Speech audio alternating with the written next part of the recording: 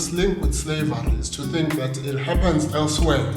It does not happen here. You know, the story also happens here. We have to be linking that story even to here. We've heard stories from Peru, Ireland, you know, but now we're like, this is what happened in relation to the potato in South Africa. It came back looking like a human, and it made a demand. This opium that's quite ephemeral, you know, and the ephemeral opium, you know, is that we are happy today. It's like being drunk. You know the state of being drunk. Once you wake up the next morning, I don't want to take alcohol anymore. See, so that's the problem. We have to move beyond the state of drunkenness. And to move beyond a state of drunkenness is then to move into a state of pumping life.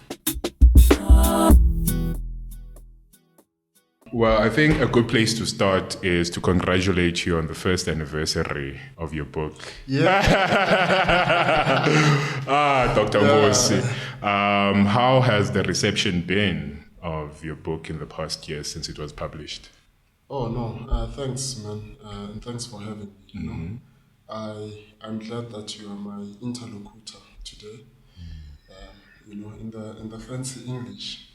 We shall confabulate, you know, and perambulate.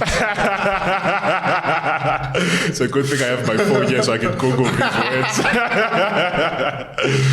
So the reception, you know, the reception has shocked me. Shocked me in many ways, because when I read the book myself, I read it, I'm like, I'm incapable of writing such a thing.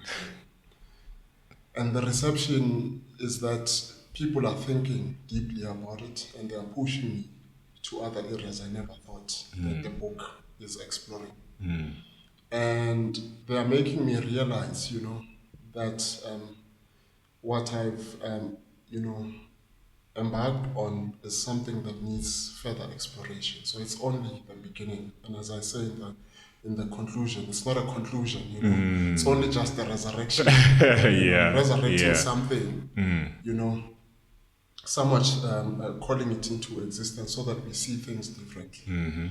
And to question more, so which is what I'm seeing in the discussions that I'm engaged in. That people are questioning, people are asking questions about the land question, you know, about our future, what makes society, where do we go? Do we need to see beyond the farm? Are we an inherently violent society, or, you know, because of dispossession? So I'm pushed to think and think and think every time I leave with many notes. Thinking, you know? But like I say, I don't think I'm capable of writing this again. Really? Yeah, it's. But my question is, before we get to the actual book, I want to get to understand the person behind the book. Who is uMbuso weNkosi? So, you know, in the book I say, every book, you know, somewhat conceals the biography of the author. You know. uMbuso weNkosi is born here in South Africa, raised by his mother, grandmother, grandfather, uncles, you know. My father passed away when I was 2 years old. Like many more of South African men were engaged in the liberation of South Africa, you know. And the story of the liberation of South Africa can be told in various ways, right? And those that died, and I think that's the interesting part, that I'm dealing with death here. And in dealing with death in this book, I'm also dealing with the death in relation to liberation. That those that died in Bethal make us question our so-called state of freedom. So, so I was firstly educated, because in sociology we say the primary form of socialization happens at the home. Definitely. You know, the home is where everything begins. So my education starts at home, of course, and through my mother.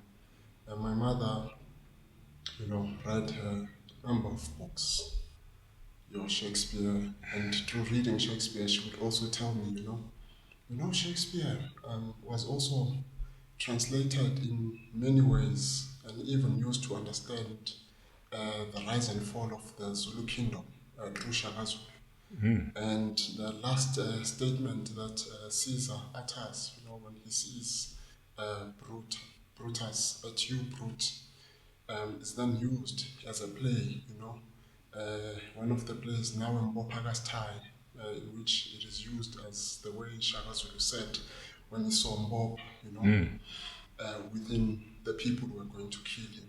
And then my mother says, the story of Shakespeare, so she starts with Shakespeare, telling me about the story of Shakespeare, Shakespearean tragedy, and how Shakespearean tragedy plays itself out, And of course, the classic line, friends, Roman countrymen, lend me your ears. I've come to bury Caesar, not to praise him. The evil that men do lives after them, and the good is oft interred with them, It's something that my mother always told me. But then in telling me the story, she would also tell me the story of Shaka Zulu within the Caesarean way, how the story of Caesar was told. But it was more so the telling of the story of Shaka Zulu that captivated my imagination, that Shaka was such a good guy, blah, blah, blah. She would tell me, performed acts of good, but at the same time, it is the acts of evil, that superseded the good. That is how the story was told, And so in telling me the story, I'd have this imagination, about telling stories and what it means to think of history. And so that is my early socialization. And then, of course, this happens before I go to school. So early mornings, I'm preparing. And this is early on, grade 1, grade R. I don't quite early on. You're told these stories, You were geared very early. Yeah. And then later on at night,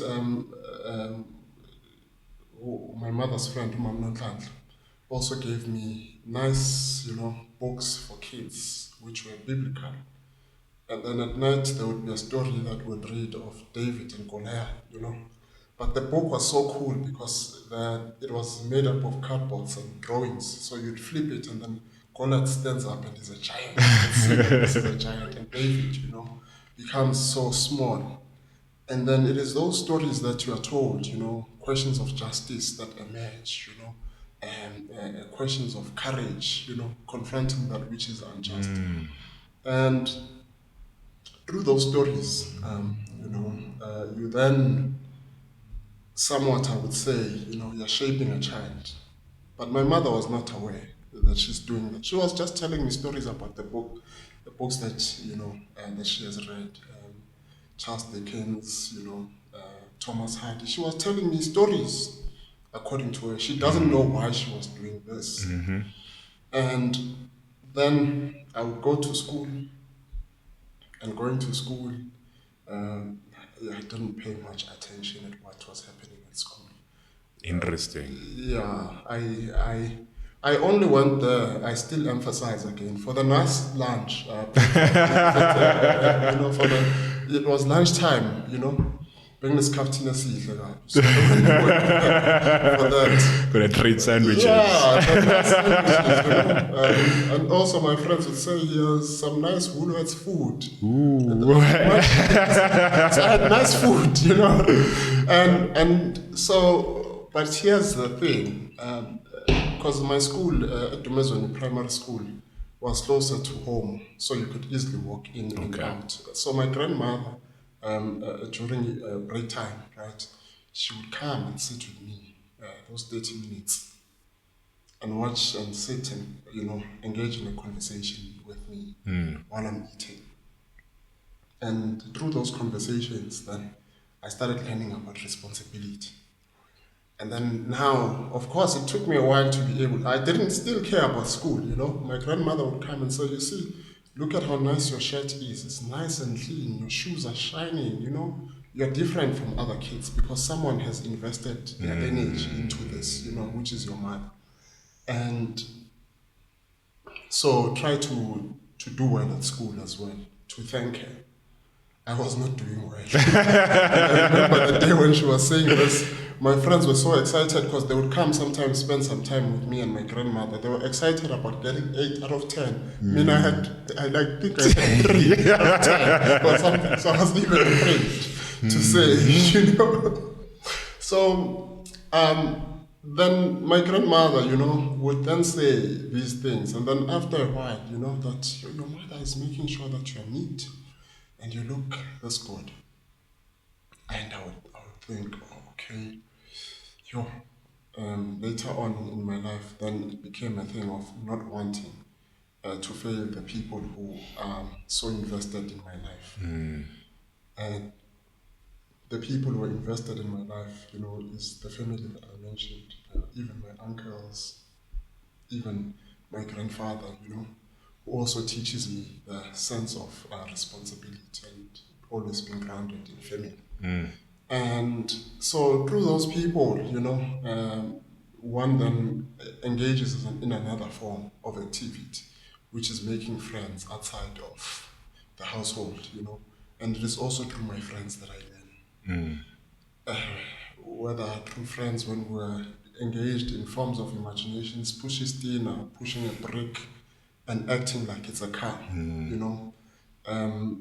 But through my friends, we also became each other's fathers. We fathered each other. How did we father each other? We fathered each other because, you know, we would call each other into order if we were straying. But of course, like any other boy, sometimes it would get, you know, physical. This calling into order, you know. Naturally. Yes. Naturally. Right. It moves into the head. So once the conversation, we've exhausted the means of communication, it moves to something else, you know. And then we divorce for a while and we go back to our position to think what was wrong about what I did. And then a few days later, we go back to friendship again, you know. So those were early days. So you can think of, you know, I can think of my early friends, Abo Prince, Abo Tami, Abo Madala, Ayanda, Slovo, Sipo, you know, the list, a lot of my friends at the Kloof, you know, were also engaged in this act of fathering, you know. And I also had the uncles as well, you know, a number of my uncles in the community, whom I would say, you know, I also looked up to, because these were not people who were causing havoc in the community. These were decent men waking up, working, you know. And so through that, I somewhat fashioned an identity for myself, you know. But this identity is not just an identity of an individual, but it's an identity made out of a community. You know? And the story that I tell, the question then, how do you end up at, you know, being a person who gets to books and education? And the story I tell is a story that begins as a you know, I would think it's a joke because my neighbor, Mam had come from university and he was injured. Broken leg, I think, rape or something. He was injured while he was a student. A student. I don't know what happened, you know.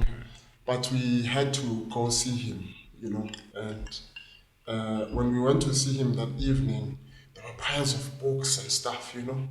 And remember, I told you about Mam Nonhlanhla and Butphumlane are siblings. Oh, okay. So Mam Nonhlanhla gave me books. Remember, I told you the story of David and Goliath. She also gave me books. And now again, I'm seeing these books again, you know. But now I'm seeing Malum Pumlane with books, and I think he was reading a book later on when we were talking, you know. And my mother was crying that he's injured, you know, and she felt so sad. And me now being me, because I'm the only kid, you know, I then you know, was jealous. Why is my mother crying? What's so special about this guy? That's natural, especially for a boy and his mother. Right, yeah. I understand that one. Why? No, they say, no, this guy is coming from university. I don't know what university is. He's studying law. I'm like, oh, okay, it means this studying thing is the thing that makes him special. That's why they're crying, because it seems he's a bit different. So it's stuck at the back of my head, And yeah, so that thing, it changed me, because then I was like, okay, there are books. Books are important. And of course, within our home, so I'm just going to jump between these two spheres, inside my home and then outside. Just the description of your home gives me an idea why identity is a theme in your writing. And there is also another theme of spirituality, which I hope we'll get to, and dispossession eventually. But please continue. Yes. So then you see that when I'm writing the concealed biography of the author. So when I'm writing this, I'm already doing something that's sociological. I'm already showing you processes of socialization.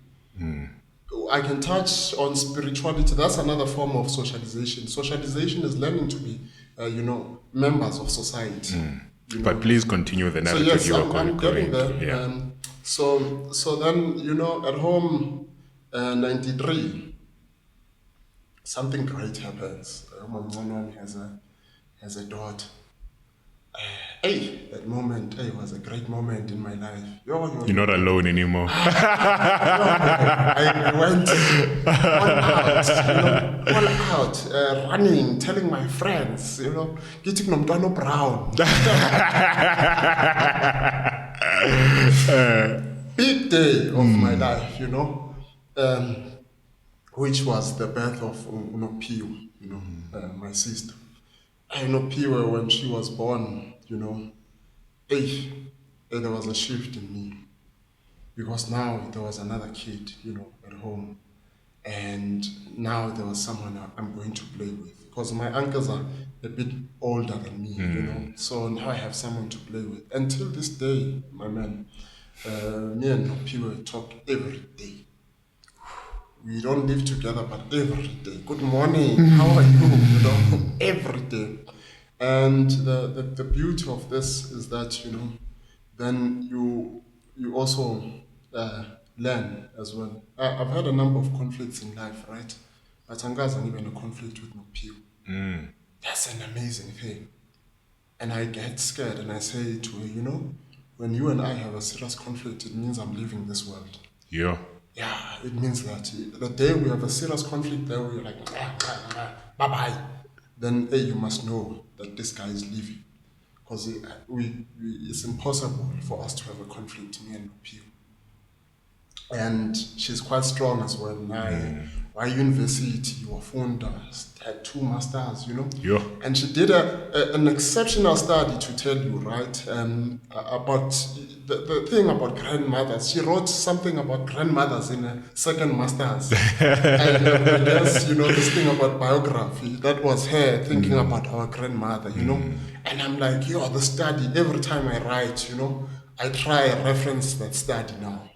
Because that study says something, and I think I'll speak to it when I'm speaking about society later on.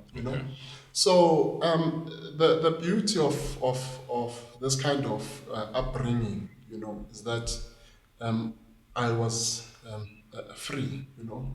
Then went to high school, Catholic school. In high school, I think that's when things the uMbuso that you see, that's when he emerged. More so from grade 10, grade 11, because the literature now I was investigating or reading was much more left-orientated literature, Marxism, Black consciousness. I was doing it on my own. And then, of course, I had friends in high school as well, Temba Shabalala, Ntsima Molife, Jojo Khadebe, Stephen Dikalakala, Katlego Kumete, Tabiso Moloi, Sibusiso Ndiaza. It goes on and on. The friends that I had, Sizwe Mbata, and those friends there, They were also, shaping my thinking, challenging me, the late Gregory Mtombeni, Fuyo Dlamini. And through that, my first experience with writing was then with rap. Okay, interesting. I would have not guessed that. That's the first. So you were there MC. Yeah, that's the first, Grade 8. Grade 8. I made a silly rhyme, out of all the surnames that my friends had, There was one, Dlamini, Dlamini, or something like that, Touching uMbuso or something because you had a friend, blah, blah, silly rhymes.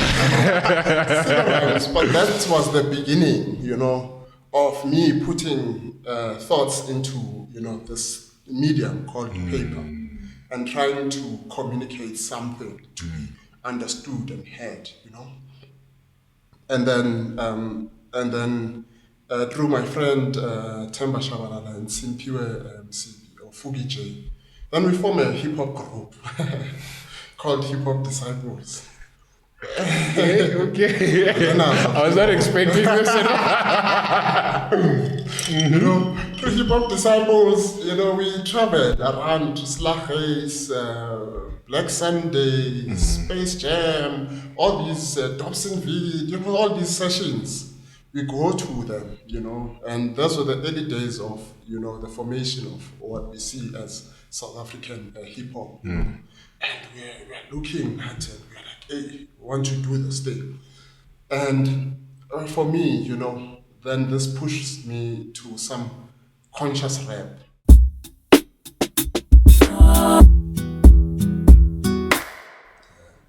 And through the conscious rap, then, we then begin to look at society. There's is it Mob Deep? I'm not a hunter, but I'm told that in the Arctics there's a trick that hunters use. They put blood on the blade. That's the song. When the wolf comes, it licks and then cuts its tongue, and it continues to lick and it licks, and it dies, thinking that it's having a good time. Colonialism, this is what colonialism does to society. That's what the white man does to society. The black man will say, the white man has a car, why can I not have a car? But he does it in a very wrong way to kill that, community, just like the wolf that licks this blade. So this conscious music then changes your attitude, and you have this attitude now, you listen to the songs like, They School, They School, there's a song called They School, just that I don't curse these days, so it has a bit of curse words, but They School says school does not teach us much, because it does not speak to our history and does not show us forms of resistance. So you listen to that, and your point of contact is true that now you're changing. You're talking about society. You're talking about what you see at your school. It's a Catholic school. What is it about the school that needs to be reformed?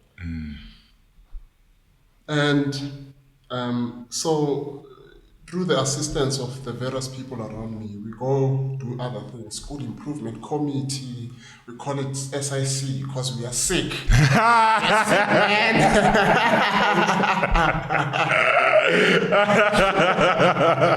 So you see, already, man, already. So when one reflects about these things, right, then one would say it was not by accident where you end up where you are. Because already you're told about stories early on, and then you meet all these friends. And of course, this is an interview. The ones that I've not mentioned, they must know that I truly love them dearly, as my friends. I don't forget my friends, man. My friends are quite important. I'm very similar in that way. Yeah, very similar. Friends, and I struggle to make new friends. I struggle to make new friends, but the people that have been there since my formative years are people that I still hold very dear to my life. They've influenced aspects of myself that I'm not even aware of. You know, there are people that I grew up with that I haven't seen in years, whose own personalities and their own childhood interfacing with my childhood at that specific time of my life has gone with me in all the different stages of my life. I'm like, I am like this because of that friendship, you know, when you reflect back on it. But I don't wanna. And I'm sure when you see them, right, it would feel like those good old days, you know. It's unfortunate though that our past don't always take the same, you know, direction. Or this is where we blame society. This is where we blame the society we are in, right? There's a thing that Malcolm X writes, you know, in his autobiography. He then says, you know, the people whom are called hustlers, gangsters, and all these names, you know, within that, I know people who were good with numbers, could memorize numbers, you know, but the kind of society they were in, relegated them into a status of being criminals, gamblers, you know. It is the society that we are in, you know. And once we look at that society that we are in, because it would never recognize that kind of talent, because we are somewhat born in a certain way, you know, and you will die like many in those spaces that you're finding yourself in, die. The way of death is not similar, you know, but the way of death is almost always similar. And one would even say, you know, the kind of lives that we're living, sometimes it was, you know, by chance that one survived. By chance? Yeah, by chance, you know, but chance in the sense that, because, of course, you're coming from a home, a family that takes good care of you. That's a positive, you know. But by chance in the sense that you found yourself in spaces that were quite dangerous. And at any point, your life would have been taken. But here you are today. Definitely. You know, here you are. Definitely. In certain spaces, you found yourself in spaces where you're like, oh, my life could easily be taken here. You know? And that's why then when you see elders, when they grow up, you know, they start being worried about safety. When you're young, you're not worried about safety, you know? But when you reflect the things that we used to do when we were growing up, the spaces we're in, you're like, yo, how did I get out of that? I was not a naughty child, you know. I was not truly, you know, problematic. I just liked pranks, that's all. Silly pranks and jokes, but I was always like this, you know. Even in my moments of just enjoying lunch at school, I was not out of the way doing things. You know? But I did explore, you know, and I spent, as I said, some time with my friends going to places, doing other things. But when you look back and you think, you're like, yo, hey, my daughter. Like it is, I think our upbringings in the situations of our parents where the history of the country is what it is, and we have managed to bring ourselves out of those situations through education and maybe a bit of luck, we have a different view of where we come from than people that do not know the reality of where we come from. And we have a different view of the people that come from there, the people that we grew up with, where your neighbor as being a university, law school student, to another individual that does not come from that neighborhood, that might not have the same complexion as you, can only see your neighbor as something that is lesser than what he really is, you know? Because there is no conceptual idea that a law student would come from there. A law student would look a certain way, you know? And so as much as we grew up with these individuals that had such a huge part in who we eventually became, we then have some sympathy in looking at others that come from similar backgrounds and say, you could have easily been a doctor. You could have easily been a lawyer. But because of the possibilities that were perhaps put on you because of where we come from, that was not made an option because there's not too many examples around you that would have said, yes, that's possible. Exactly. Yeah. Because of that, right? And this is where we are today, and this is then the challenge that we have. So we can think of it in the challenge of dispossession, but we can also think of it within the challenge of, okay, why are you still speaking about apartheid? Why the subject is thing of the past, But apartheid is a lived experience for men, the broken families, the broken societal structures, that are supposed to ensure that one is nurtured and is able to reach a particular positive self-reference are broken. And how do you get to the next phase, So that's the difficult aspect that we have to confront as a society, and then speak to it. Perhaps then, it's something that I'm also, as I say, it's quite sociological, the thing that I'm doing, that in it being a sociological problem, I'm asking, how do we constitute our collective interests as those who are dispossessed and call it that this is a collective interest, And in thinking of this, of course, one thinks through many forms of text, but like I told you, one begins through this medium of, writing through hip hop, through music, So, of course, one is also producing some kind of music in doing this thing. It is a music, that I'm producing even for myself to be able to listen to in future. In future, where I feel like, hey, things are not making sense, I get back to this music. There are certain kinds of songs when you listen to them, they hit you. And you're like, damn, okay, let me, I never really heard that part. Yeah. You've listened to it 100 times, but you never heard that part until you had certain experiences that made you appreciate. Before it was a song that you're dancing to.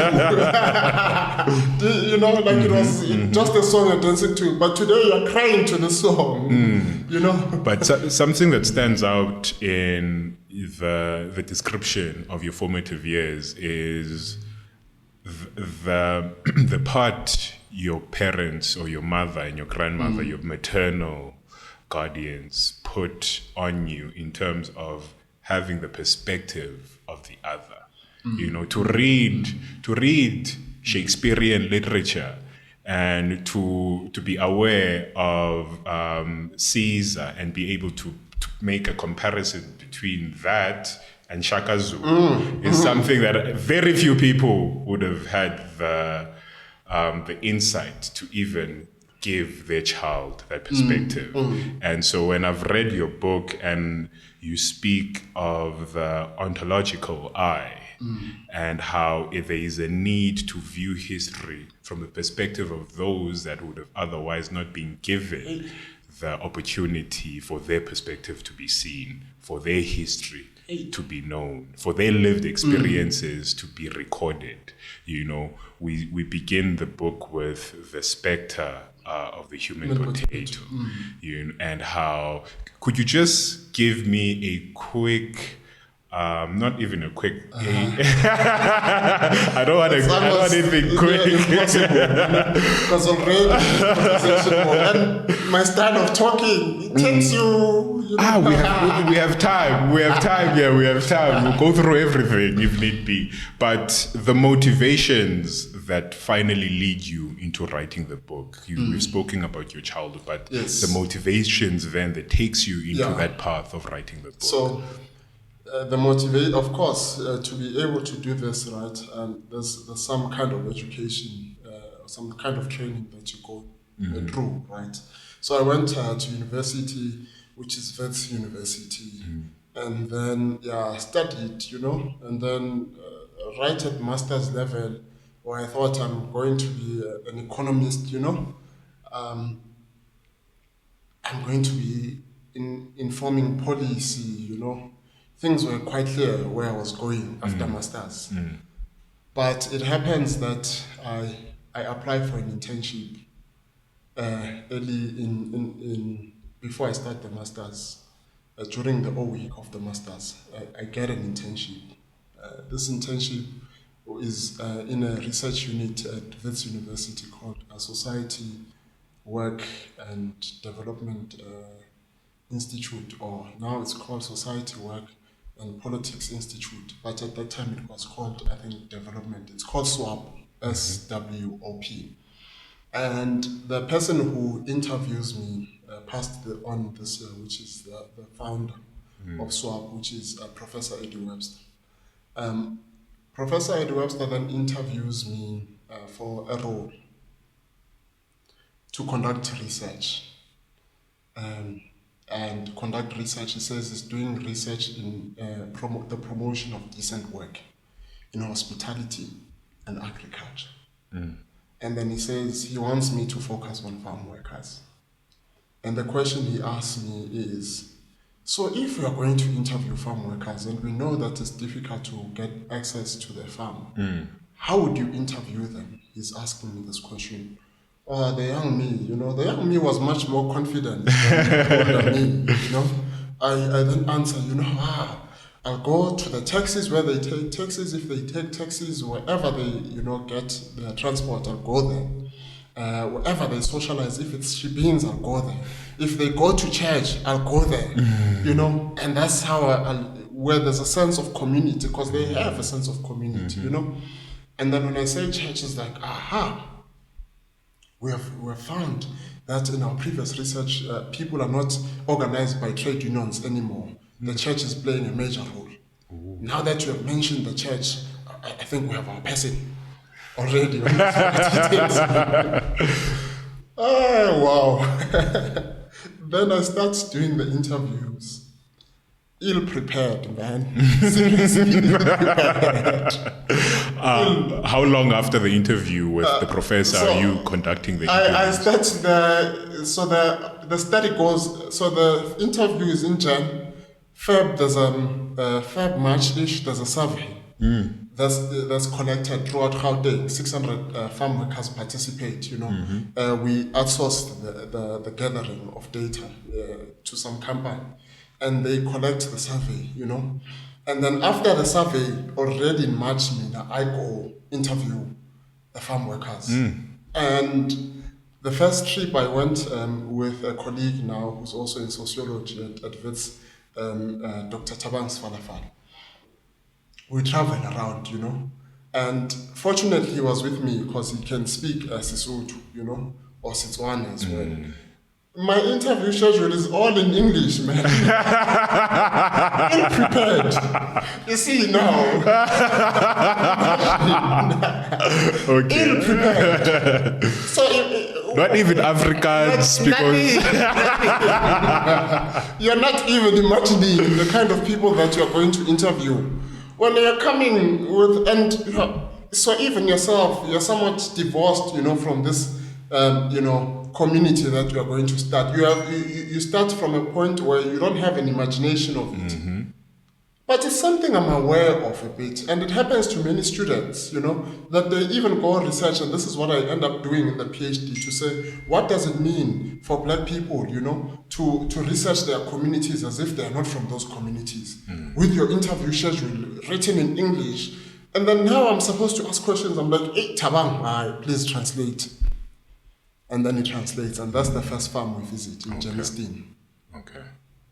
And that farm stays with me forever. And then I go to other places. Sometimes I because a farm is a private property, and on weekends I then step onto these farms without any permission. And of course, this is breaking some ethical considerations. Yes. Because of course we are working with the idea that you're not interviewing them on the farm. But I'm ill-prepared, I don't know. I'm just going, it's okay. You go in and a member of this. And you realize, people can go in and out of the farm. Now you end up going in and out of the farm, But there were moments when I look back and I'm like, if the farmer found me there, I would have easily been shot. Yes. There was a time when I went into this cattle farm, there was just only cattle. I'm like, okay, what's happening here? Only cattle. I'm just walking around, and there's no one. I had to move out quickly. But you learn through that. And of course, I didn't mention those things because I didn't mention them back when we were reflecting, because they were going to say, I remember the ethical rules that you're not supposed to do this, you're not supposed to do that. But now I'm exploring this world. I'm trying to explore, and I'm also quite young. And you're confident. A dangerous combination. Dangerous combination. So then, okay, fine. Within the farm, when I'm doing this research, I meet this research on decent work. I meet a woman whom I call Mam Winnie. Mam Winnie. That's where I meet her, in this farm in Jamestown. I meet her the second time I go alone. I'm not with Tabang. And then when I go there by myself, she then says to me, why are we meeting at this time of our lives? I'm like, I explain, like any other person who's doing research, the purpose of the research, why I'm here. She's like, you don't understand the question. You don't understand. Prepared, you see. But yeah. So then I answer, and she's not satisfied with the answer. I can see that she's not satisfied. But we talk, and she says, who are you? I tell her, I'm studying this thing. I'm in development economics. This is my internship. This will be part of my research report project. So Professor Webster says, now that you're working with me on this research, you can use the data as your own. Because you are the one who's going on the farms. You are the expert, actually. So you can use it as your own to write your own master's research report. So I write my master's research report on economic development and decent work. And of course, we find that there's a decent work deficit, that there is no decent work in all of these farms. But the major revelation, I think the one thing that stuck with me is when Mam Winnie got assaulted for picking up morogo.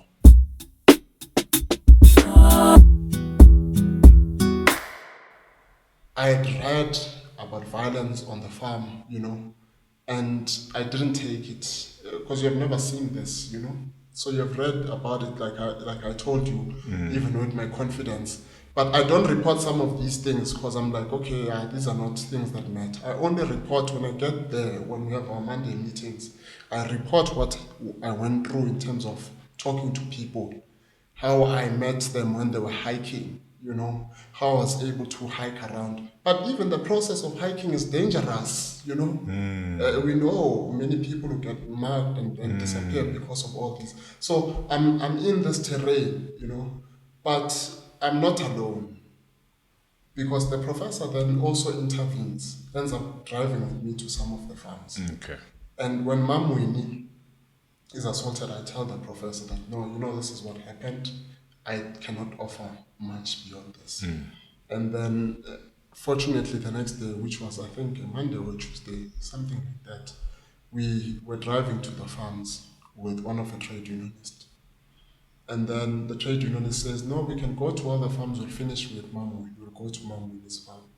And then, for the first time now, I'm stepping into, my field, the field that I've been traveling alone with the professor now.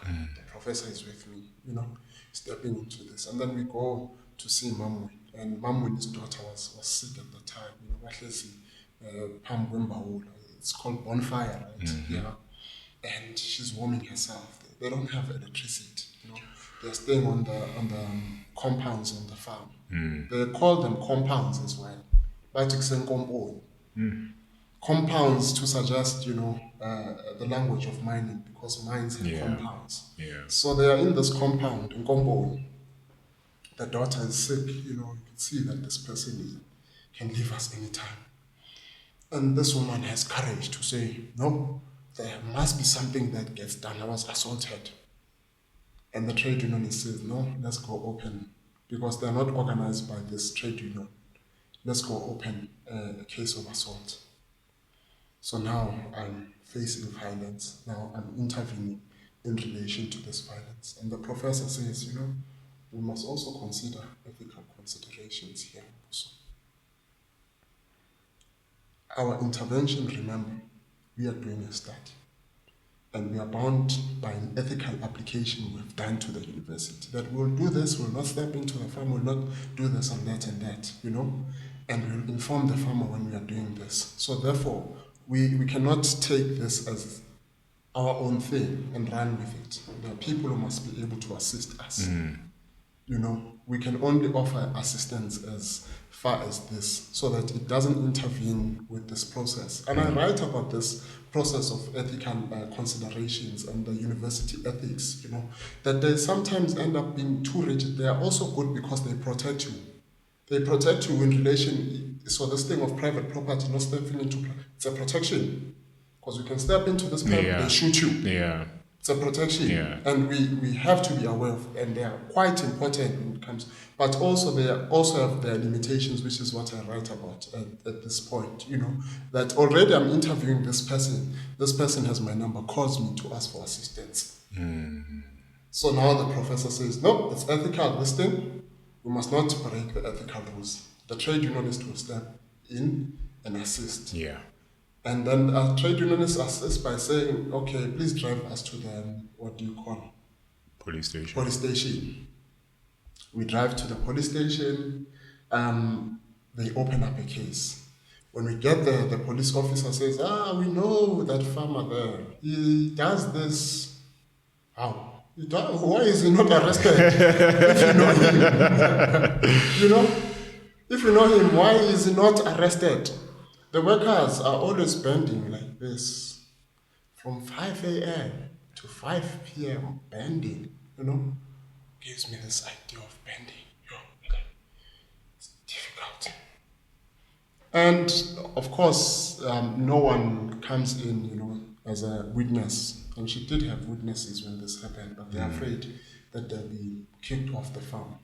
She didn't get kicked off the farm. She was fortunately not, victimized any further though. That's I think she said, the fact that you guys intervened and I opened a case, that helped me a lot. Because everyone on the farm knew that I'm not to be messed with. Gave me a different, gave me some sense of bravado, Okay, I'm like, but I didn't I feel bad because I'm like, there was no justice, Mos. They're still there. And she was assaulted for picking up Muroko. Muroko is something, it's wild, really. It's not usually sold by farmers. It's just something that grows even in the wild. So why get assaulted just for Muroko? This is where the land question begins for me. Then I'm like, there's something deep here about this land question. There's something deep here about this violence. And that's how then I unraveled, all these pieces in this big puzzle. Yeah. And how do you go from, I think you mentioned this farm is in Jamestown. And how do you come across the historical issues of land dispossession, of violence in Bethal, Mpumalanga? Sure. So I usually say, the story chooses the writer. Sometimes you're thinking you're there searching for something, but the story chooses you. The story chose me. So there's this woman, right? And then Mam Winnie. And when I'm working with Professor Eddie Webster, Eddie Webster's wife, Professor Luli Kaninikos, a historian as well, intervenes when we are talking about organizing farm workers, because we are interested in the question, why are they not organized? There's only 3% union density in the country, and there are almost like 900,000 employed. You're like, why are farm trade unions having difficulties organizing? Of course, there's the question of violence. It's difficult to get on the farm, but we still want to navigate around the possibilities of organizing these workers so that they can have a voice, an institution that would present their interest. That was how we were presenting the thing at that time. And Professor Luli Kaliniko says, you know, in 1959, somewhere we were talking, but it's a long time ago, it's something historical, you know. 1959, there was a potato boycott. It involved farm workers who were brutally treated in Mpumalanga. And there were people like Henry Nxumalo, there were people like Rootfast who were also covering the stories before, many years before. And this became a big thing in South Africa, and this was a big form of organizing. Okay.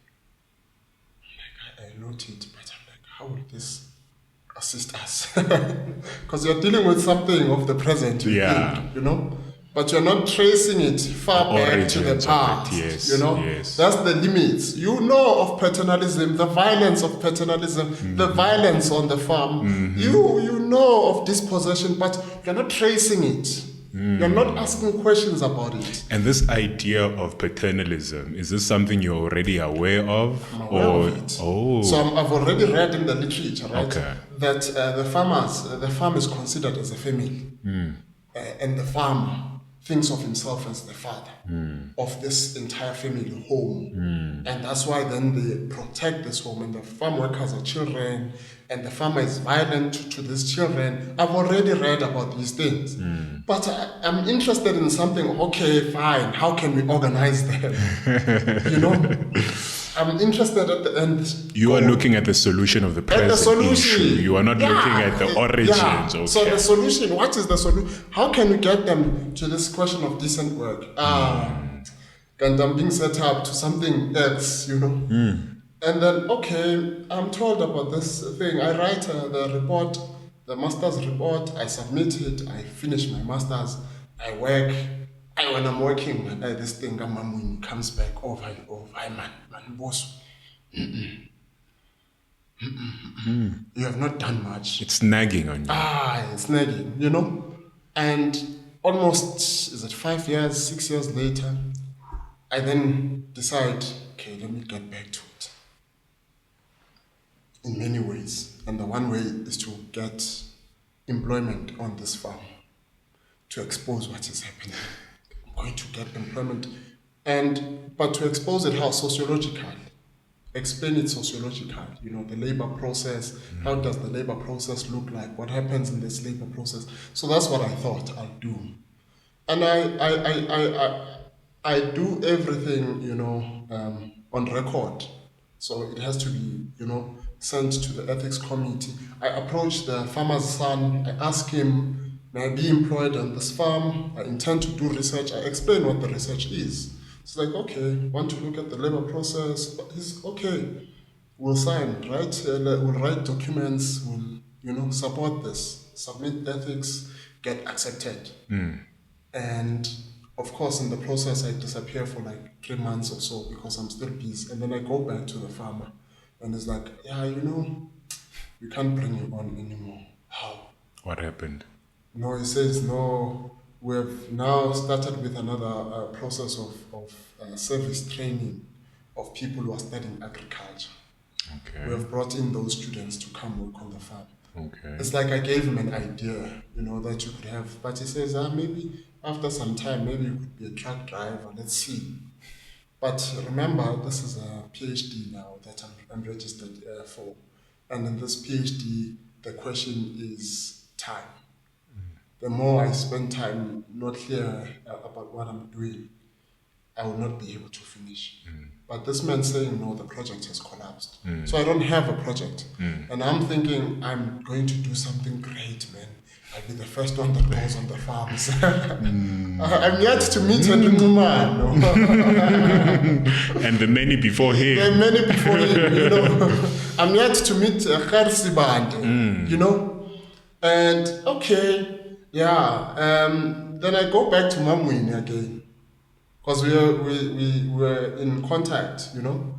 Mom, I have a problem. So what's the problem? Hey, this guy is not allowing me to come work on the farm anymore.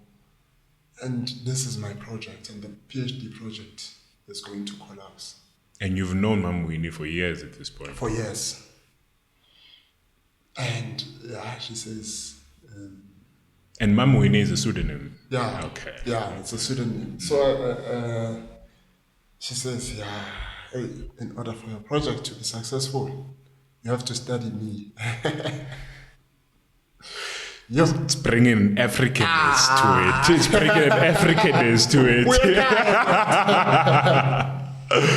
Come back home. Yeah. You know, come back home. Forget about other things. The person who has violated is me. Come back to me. Because you want to read broader processes. But now I'm like, hey, this is a sociological thing. How do I study an individual?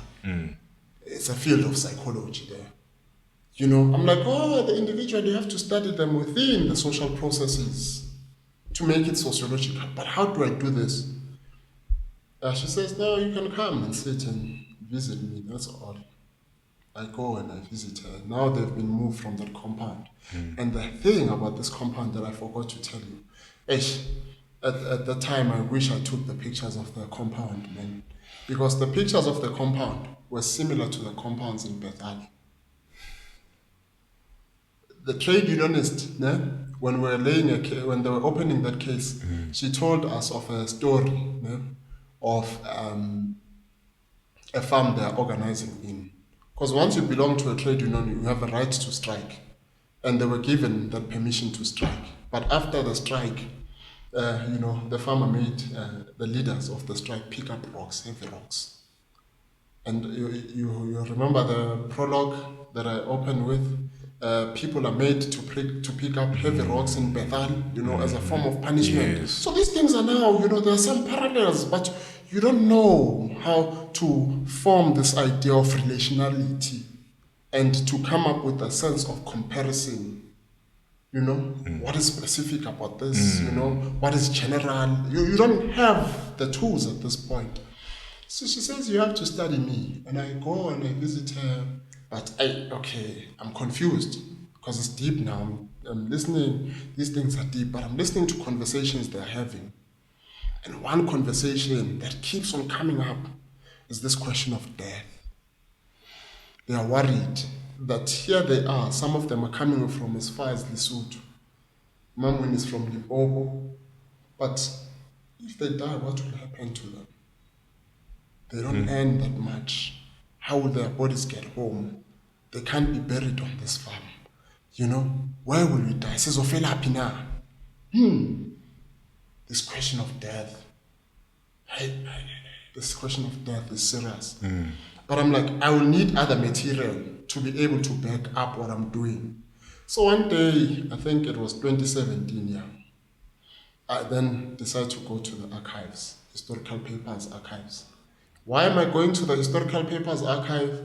I'm trying to find something about resistance or whatever, And I'm remembering the story that I was told by Professor Luli Kalinikos, I think it was in 2012. I'm going back now to the story. I'm like, I need something on Bethal, farm violence, and they gave me folders. I've never touched this thing before. I don't know how archives look like. The first one is this letter that I use in the book. I'm like, damn, okay. There are similarities now. Everything is linking up. Then I'm able to look at, this enmeshing of the past, the present, and the future. But at the moment, I'm dealing with the past and the present. But I'm thinking, okay, I'm already in the future. There's a line that I have that actually, when people think of dispossession, and say we need to address it, those who are, the previous oppressor would ask the question, what will you do with this land? I'm already in the future. You see, because then, 2015, there's a brouhaha about expropriation without compensation, and I'm already in the future. So I'm like past, present, and future. That's what I'm working with, and I'm going to,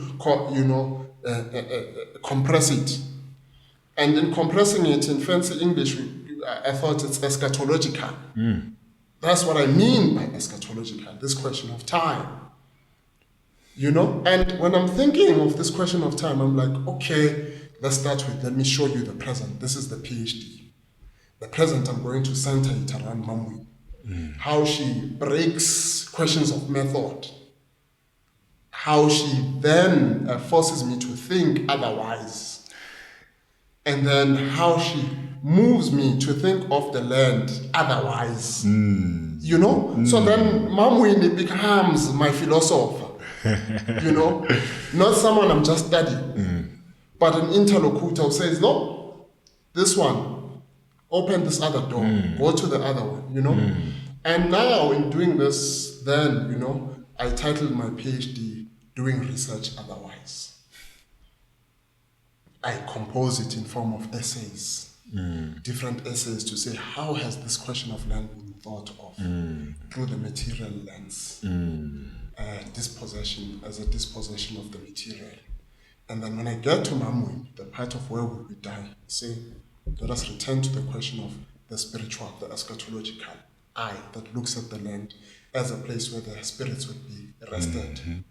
And how this has a number of meanings as to how we treat the land, what this land means beyond it being a material. And what this land means beyond it being material, then I'm speaking to this question of our future now that we are dealing with, that already enters the problem through the problem as a problem of the material. And I'm saying we are then limited to think of it as a problem of the material. Open up your lenses, your eyes, to be able to see it as broadly. But to be able to see it as broadly and mesh this question of the past, present, and think of this question of the future. And when you think of this question of the future, you will then be able to place this guy who assaults Mam Winnie within this question of the future as a person who's anxious. The swart kafar. The swart kafar. Yes. As something that's always been there in South African history.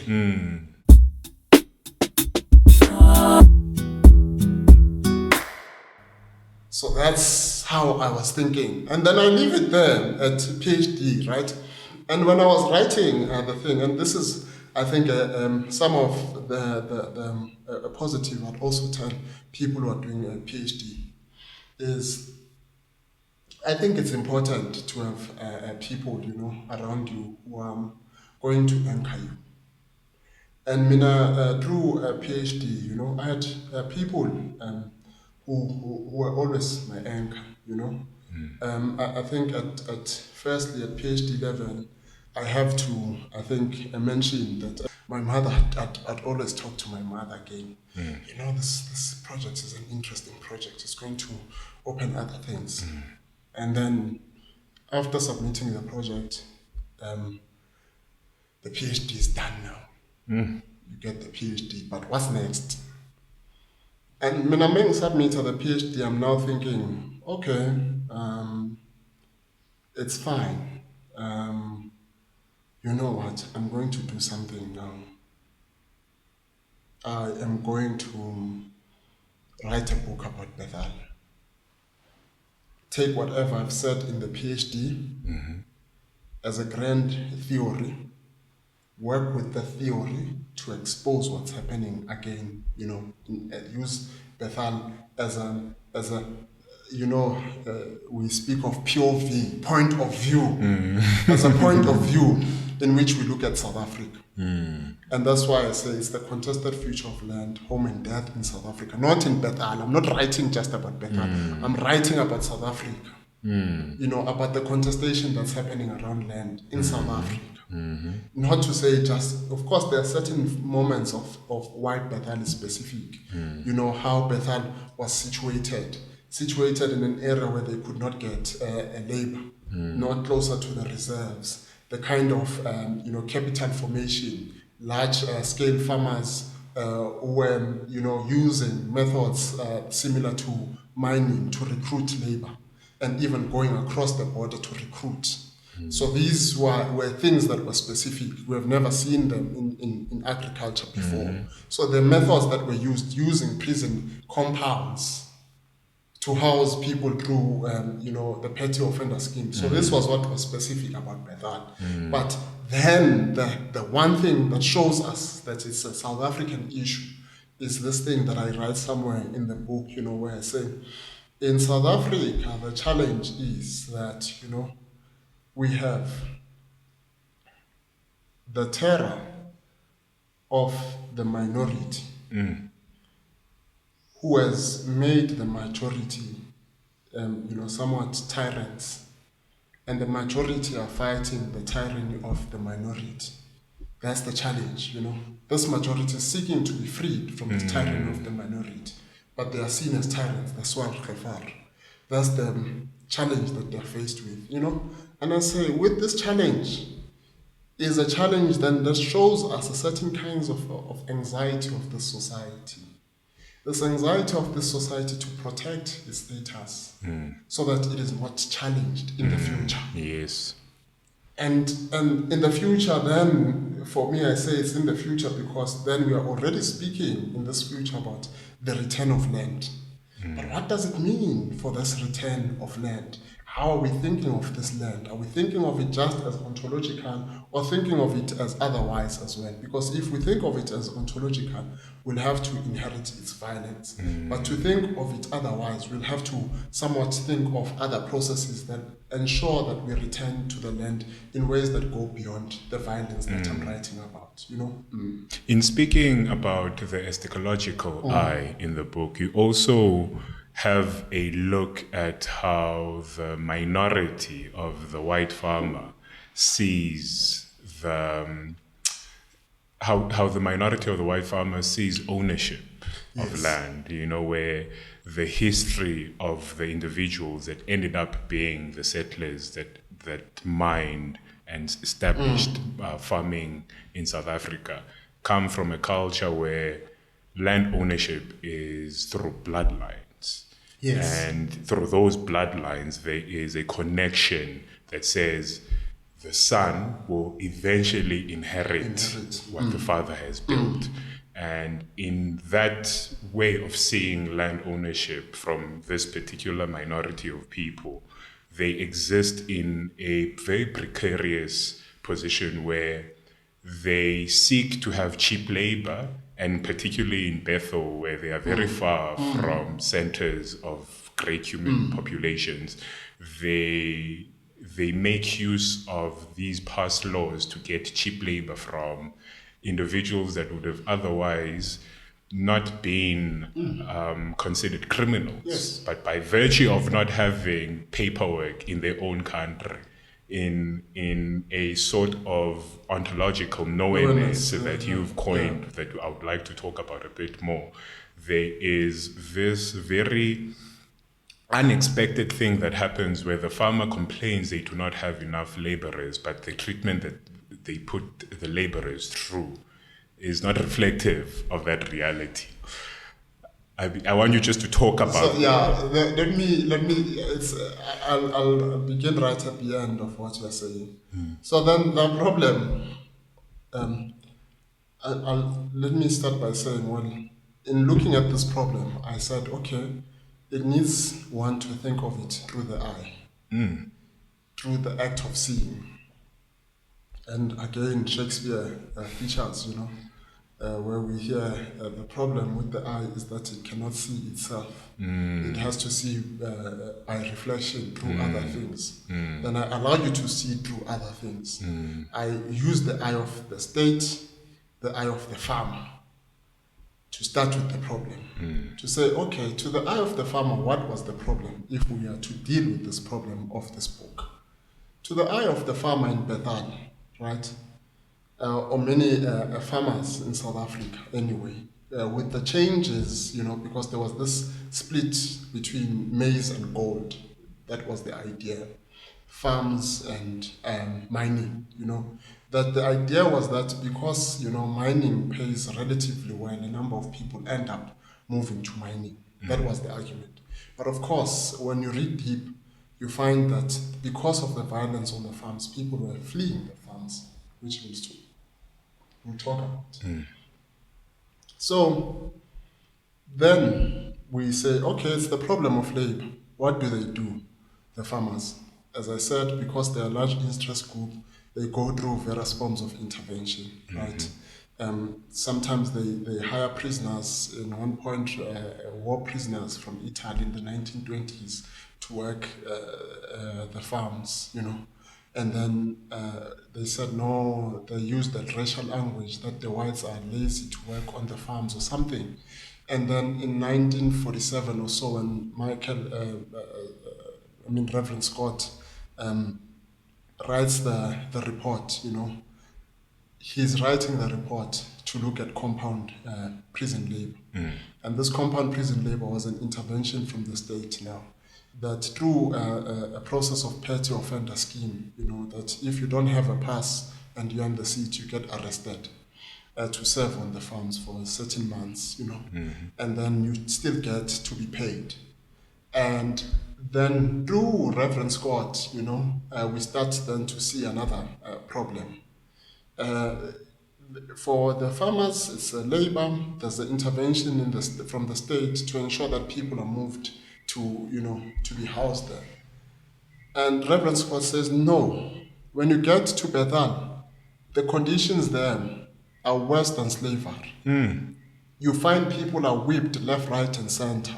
And this is not something new. You can trace it in the 1920s. Bethal has always been violent, And so then he writes this memorandum on compound labor.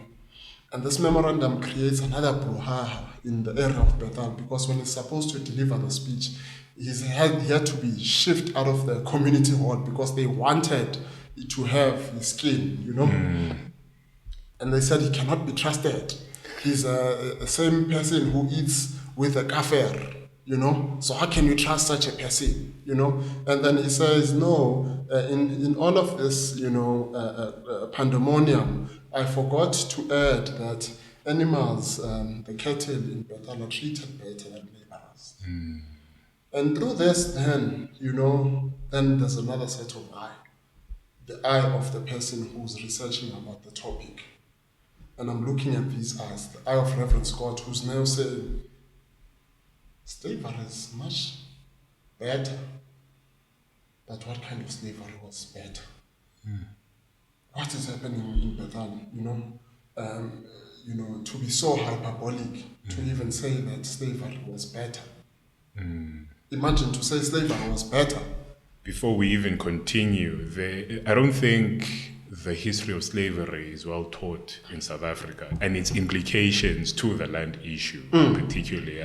I know Dr. Lushaba will speak on this, where he traces the creation of wealth in South Africa to the abolishment of slavery by the British, where those slave owners in South Africa, of which there was a considerable amount of enslaved people in South Africa, the abolishment of slavery in turn brought in capital into the country, where those individuals that were going to be losing ownership of their enslaved people would be compensated for that loss.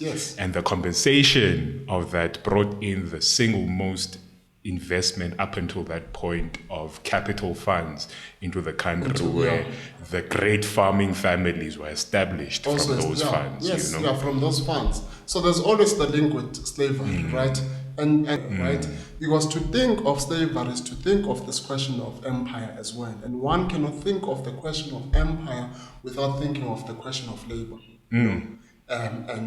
So in thinking of these questions, and the question of prison labor exists everywhere whenever there's empire. It's nothing new, and it always involves conditions similar to how slaves were treated.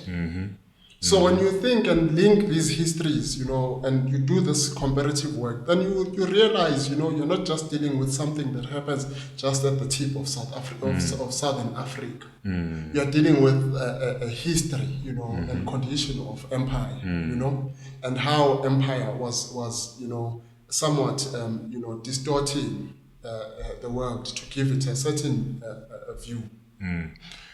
You coined the term ontological nowhereness. What was the thinking behind that coining of that term?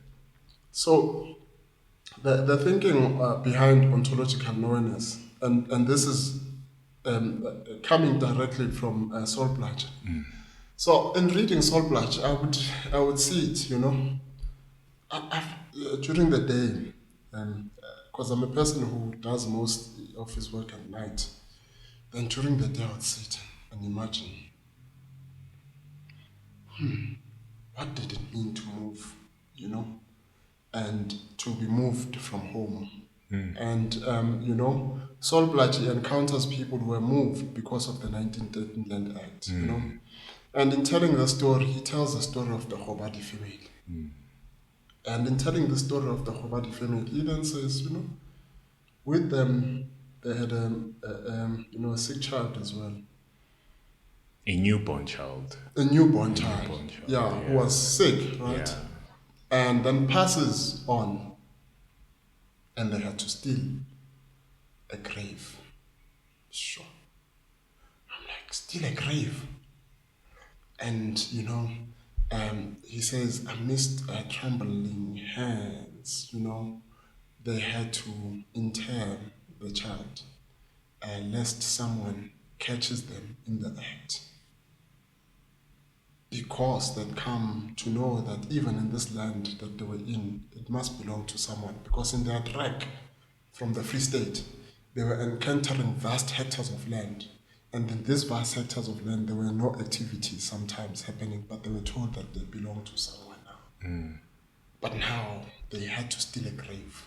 And in stealing a grave, you're like, imagine stealing a grave. I would say what it means to steal a grave. And I think of the Hobadi family. And I'm like, what kinds of promises did they make in that moment? What were they thinking about about their future, And what were they saying deeply?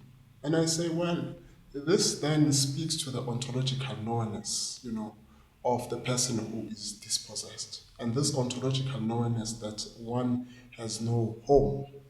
And ontology as a branch of metaphysics, right, that deals with being in the world.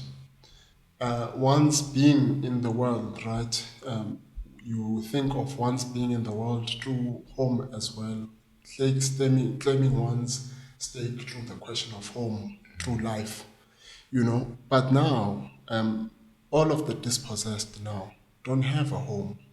They have nowhere. And ontologically, they are figures of nowhere. And this place that is called South Africa, which is, a cardinal points the south of Africa, is a land without a name to them. Because as a land without a name, a land where they do not belong, they could easily be arrested and sent to these places, easily be killed. It means nothing, they are dead, And this ontological knownness, you see it directly, firstly through this act of a grave, but also through Bethal, that the prison laborers, right, they were told that it is a process of law that they end up there. And if they are mistreated, they could complain. And you find that others who then were mistreated and felt that these conditions are not good, they tried walking to the nearest police station. And as they were walking, the police would find them. They don't have passes, returns them back to the farmer. You are beings of nowhere. And this place, because of dispossession, is not your home. And by beings of nowhere, then you do not even constitute what is known as a society. You do not belong in a society. And so if you think of ontological knownness through those lenses, through those lenses of dispossession, then you discover something in Bethal through this ontological knownness, that the farmers in this condition where we are told that, it is worse than slavery, then will simply say, no, we don't have an issue here. These people ran away. We did not kill anyone, because later on the issue was that farmers were killing the workers through the whipping, the violence. They would say, no, we did not whip anyone, we did not kill anyone. But one farmer in this gathering, he says, but what are we supposed to do when they misbehave? We just give them a clap, But it is this ontological knownness that also creates an anxiety. Within Platt, there's a line, natives at large, that through this dispossession that came with the 1913 Land Act, there were natives at large. Natives at large, it must be threatening. to see them in their numbers, organized in this way or disorganized or whatever anarchy they are about to unleash. It is this kind of anarchy, that creates this anxiety. But in Bethal, I say, if we look at through the eye of the farm, they brought into this land not their children, but a criminal. Now they are calling this person a criminal. But imagine, right, if you are thinking of land as a property or in your possession, you are told that you are going to a space where there are criminals. Carry your iPhone, expose it. You wouldn't expose your iPhone, right, to around criminals, whether you are told that they're criminals. You'd want to hide it or protect it or whatever position that you have. So now they're dealing with so-called criminals. And these criminals, right, when they look, it is not just the criminals, right? It is also black people who are figures of ontologically nowhere. And now they are also looking at this farm as a possible place of rest. This is a home. Like many more who are working on this land, who are seeing this land as a home where their spirits are going to be returned to. But this creates this anxiety. This is the eye of the farm again. We see this anxiety again. And how do we see the anxiety? And I say, well, these are people who are wielding weapons that are going to turn against them in the future. Quoting a philosopher, Emmanuel Levinas. There are people in life who are wielding weapons, that are going to turn against them in the future. These weapons that they are wielding are going to turn against them in the future. And that's the danger. That they are not even safe in carrying these weapons. These weapons cannot protect them.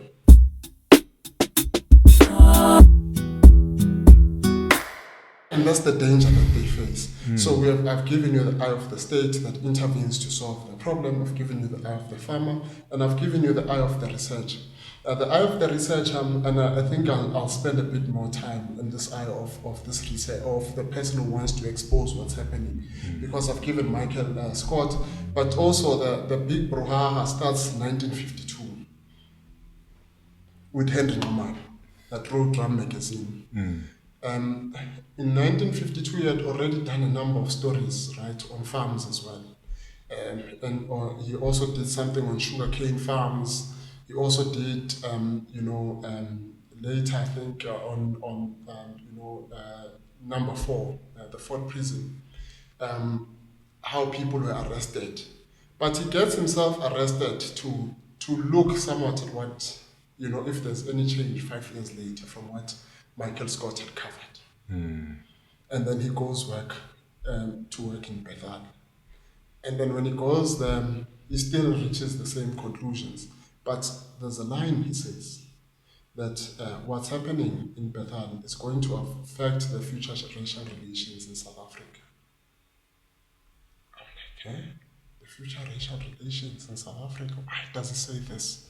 This needs to be investigated. Then there's a question of racial relations and the future of racial relations. And then I say, in relation to the question of dispossession. The grand question that we are dealing with, Then, of course, he finds similar things, but there are pictures that are used, that are taken by Jag and Shadderberg through this intervention, that Henry Nxumalo does. And they write a story called Bethal Today, which is a style I take in chapter 6 when I write about Bethal, to say, how can we write in the way that the journalist wrote about Bethal, in a grand, something that's so minor, a small area, but make it so grand, Then I also go back to Bethal myself in 2020, 2021, around those times, to follow up, on the farms that I read about and how do they look like and the conditions then. So through Henry Nxumalo, then the question of the future then emerges, and I'm asking this question of this future. What does this future look like? And I say, well, firstly, they're using violence in relation to the future, to thwart any possibility of resistance in the future. That their position is not contested. You have spoken about blood relations, handing over this land to their children, that the conditions of their children is not contested, and even the graves of their ancestors are not removed, because they also seek to be returned to this Yes. land, right? Yes. It is in this land that they get a new identity and claim their belonging. But they do this through a question of seeing it as, something that is protected by law, private property. But it is exactly this private property that makes them anxious figures, who seek to use violence because they think it's going to be, taken away. And so in looking at these families who are looking at this land, they are not, that's why he's thinking of racial relations, They're not thinking of them as, people who are just working the land, but they are thinking of them as potential usurpers. So when you think of that, then you say, okay, this is the eye of the activist. The activist is concerned about this, and they write others, people like, who's this, Root First, also writes about Bethal, about it being a condition of labor, issues of labor. And I say, but this is not yet sufficient, does not give a sufficient explanation for me as to what's happening. I need to dig deeper. And then another form of digging deeper then becomes 1959, when there's a potato boycott. But in 1958, Drum Magazine, so 6 years later, so at first Drum Magazine, 5 years later, after Michael Scott, they visit, 6 years later, they visit Bethal again. And that's where the picture by Peter Makubani comes from, that I'm using in the cover. Then, okay, then when they investigate, they discover that things have not changed. They've gotten worse, actually. 68, 58, they're worse. 59, there's a potato boycott because someone gets killed in Bethal. He arrives in March, don't have the specific dates, but 1959 March, 2 days later, he's dead. And they say to him, this is Bethal. And he was, if an animal does not work, we throw it out. And can you imagine, you have never worked in a farm. Remember the police officers who saying people are bending like this? And imagine if you have never been a person who's engaged in a sort of a condition where you're constantly bending your back, how slow you would be. And if you're slow, you're trashed. And you're not given any water. There is something I want to touch on in how the astrological eye that we look at this issue is very faceted, in the sense that the liberal white South African at the time still to some degree has a sense that this is not as bad as it has been reported, and I say this because even the reverend saying that this is worse than slavery, when there are accounts documented in medical journals of the time that shows how the strenuous nature of slavery and the work that enslaved individuals had to go through was so drastic and so incomprehensible in the 21st century that there are conditions that enslaved individuals, and I make use of the term of enslaved individuals because of how slavery has become synonymous with black skin or Africans, but how the conditions of slavery in the southern states of America were so bad that human beings would lose the muscle of their bodies, would detach from the bone, just to show how strenuous the labor was.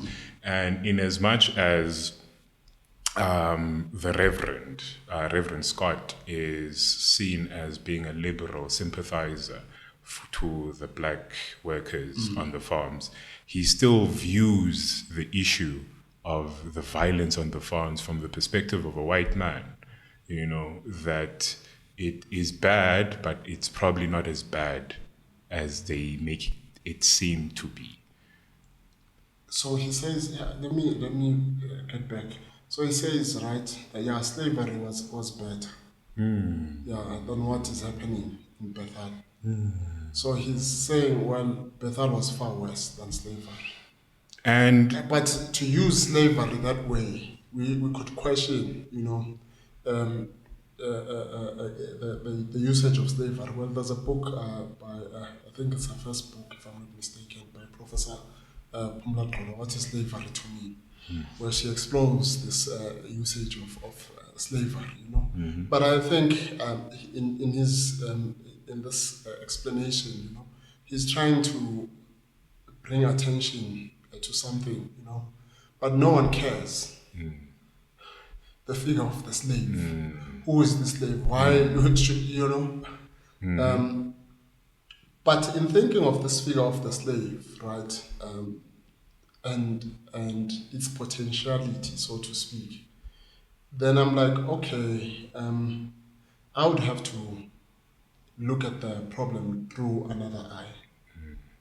And this is what I've called the eschatological eye. So in thinking of this eschatological eye, I say, well, we then have to look at this land thing through a spiritual eye then.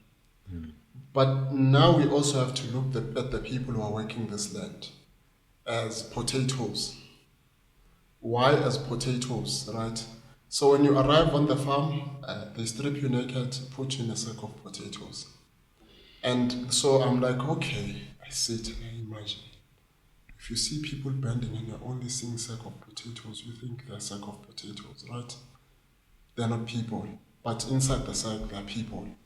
But when there was a potato boycott in 1959, people stopped eating potatoes because they were saying, right, the farmers, even the death of the person I've mentioned, Timothy, in 1959, was that farmers in certain places, right, would just, you know, bury them in the field and plant potatoes, and they'd come back as potatoes now, the people who were dead.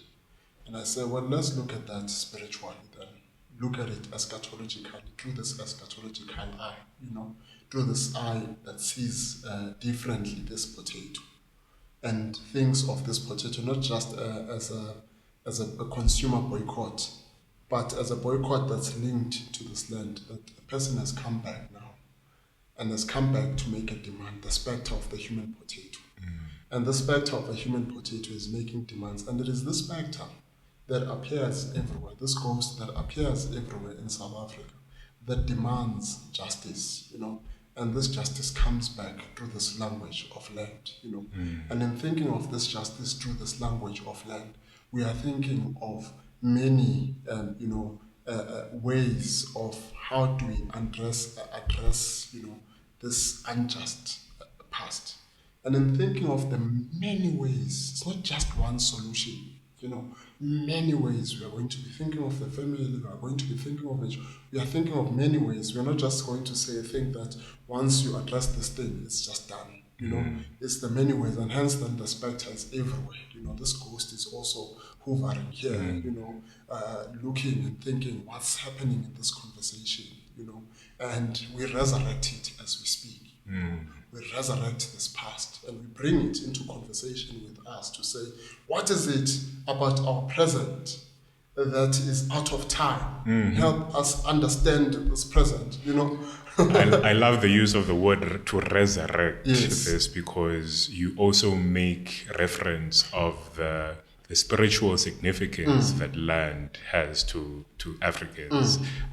Could you maybe just explain that significance of land and the burying of Yes. the umbilical cord, Yes. and that journey of that umbilical cord from birth to death? Yes. So then I'm like, okay, if we're going to be thinking of land, let's think of land from birth to death, from the conditions of those who are dispossessed.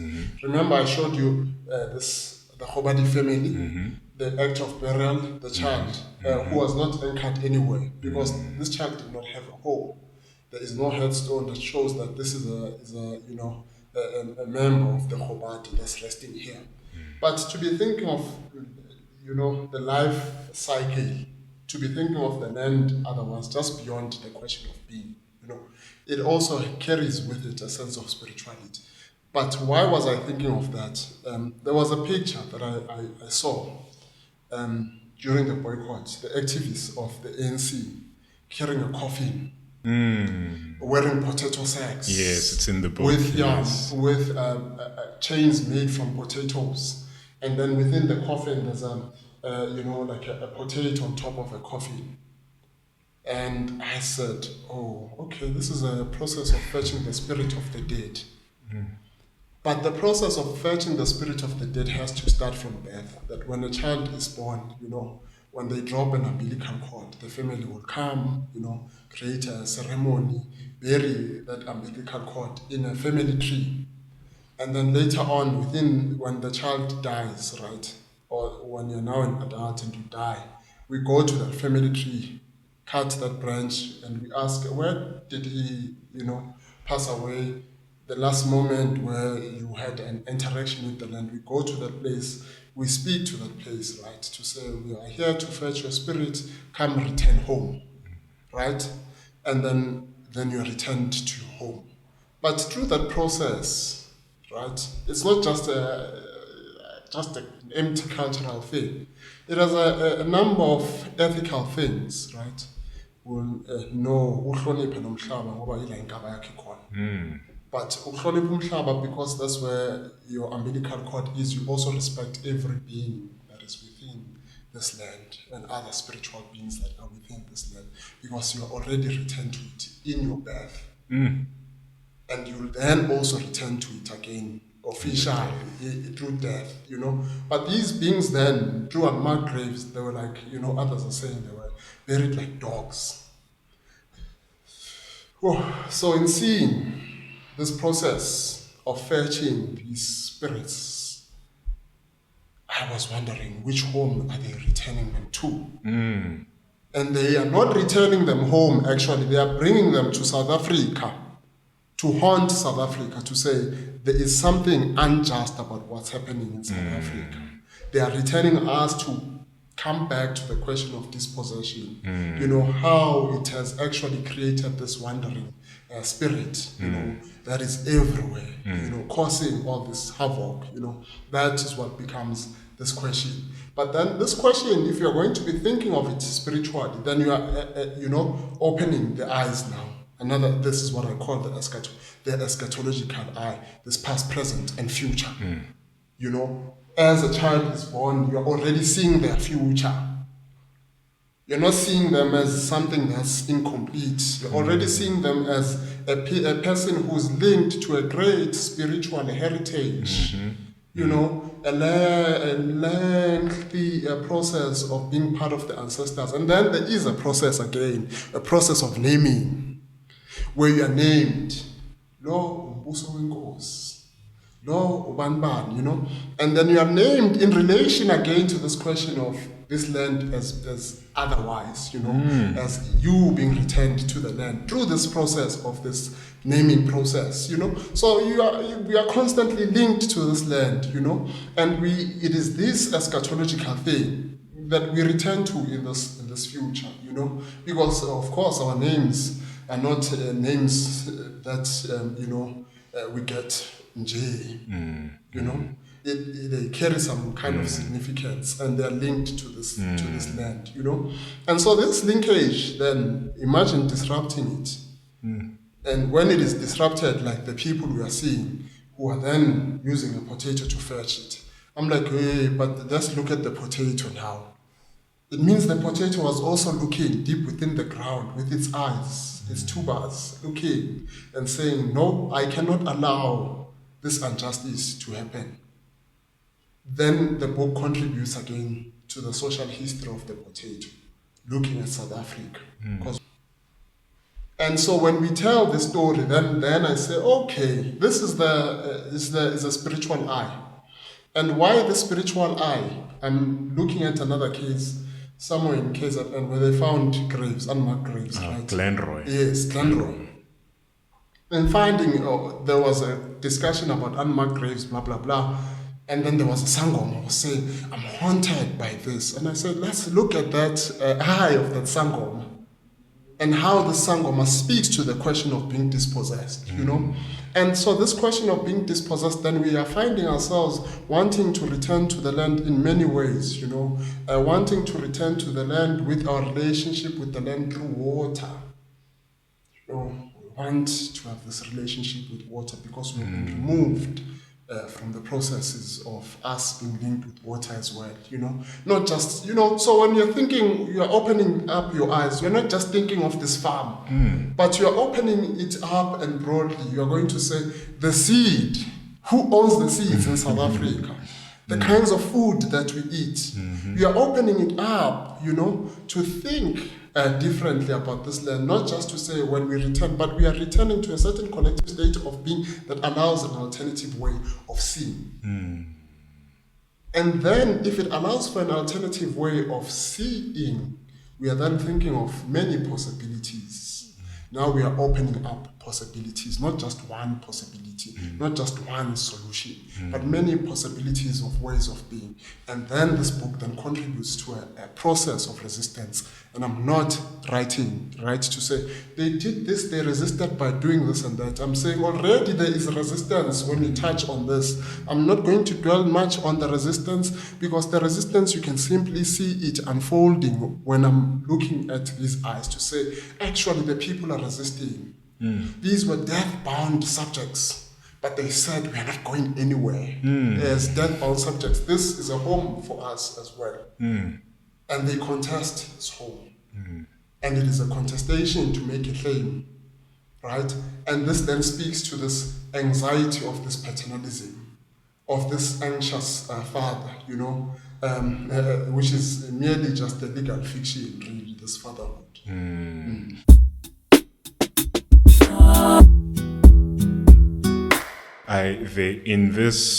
In this narrative, speaking of the land from a spiritual eye, there is a correlation that now we are seeing happening with the modern day South African farmer, the modern day white South African farmer who, in some way or another, makes the same claim that the African is making, that their ancestors are buried on the land, even if the way the land was acquired was,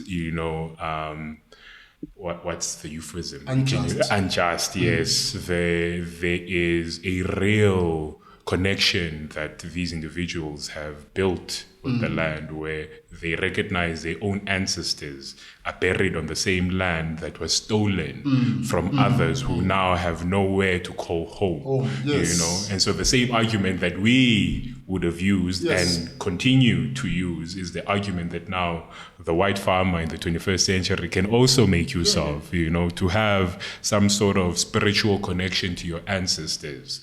They do use that. I agree. But then I don't think it's even something that is applicable in the 21st century, because you make reference, I think in chapter 1, where you talk about the relationships that the white farmers forged on the farms way before apartheid or South Africa was even a word, was a relationship that was built between people that saw themselves as being brothers, as being bloodbound, and how the war with the British, the first Anglo War with the British, took them away from the bloodland, where they were removed from the land of their ancestors as early as the early 20th century, So this conversation for me and the book focuses in Bethal, but I don't think it's a Bethal issue. It's a South African issue. It's a South African issue that is not given enough attention and credence, and is not looked at from a South African or African lens, And what do you hope the conversation on the land issue in South Africa will be geared towards? For anyone that has read your book or wishes to read your book, how do you wish for them to start to see the land issue in South Africa?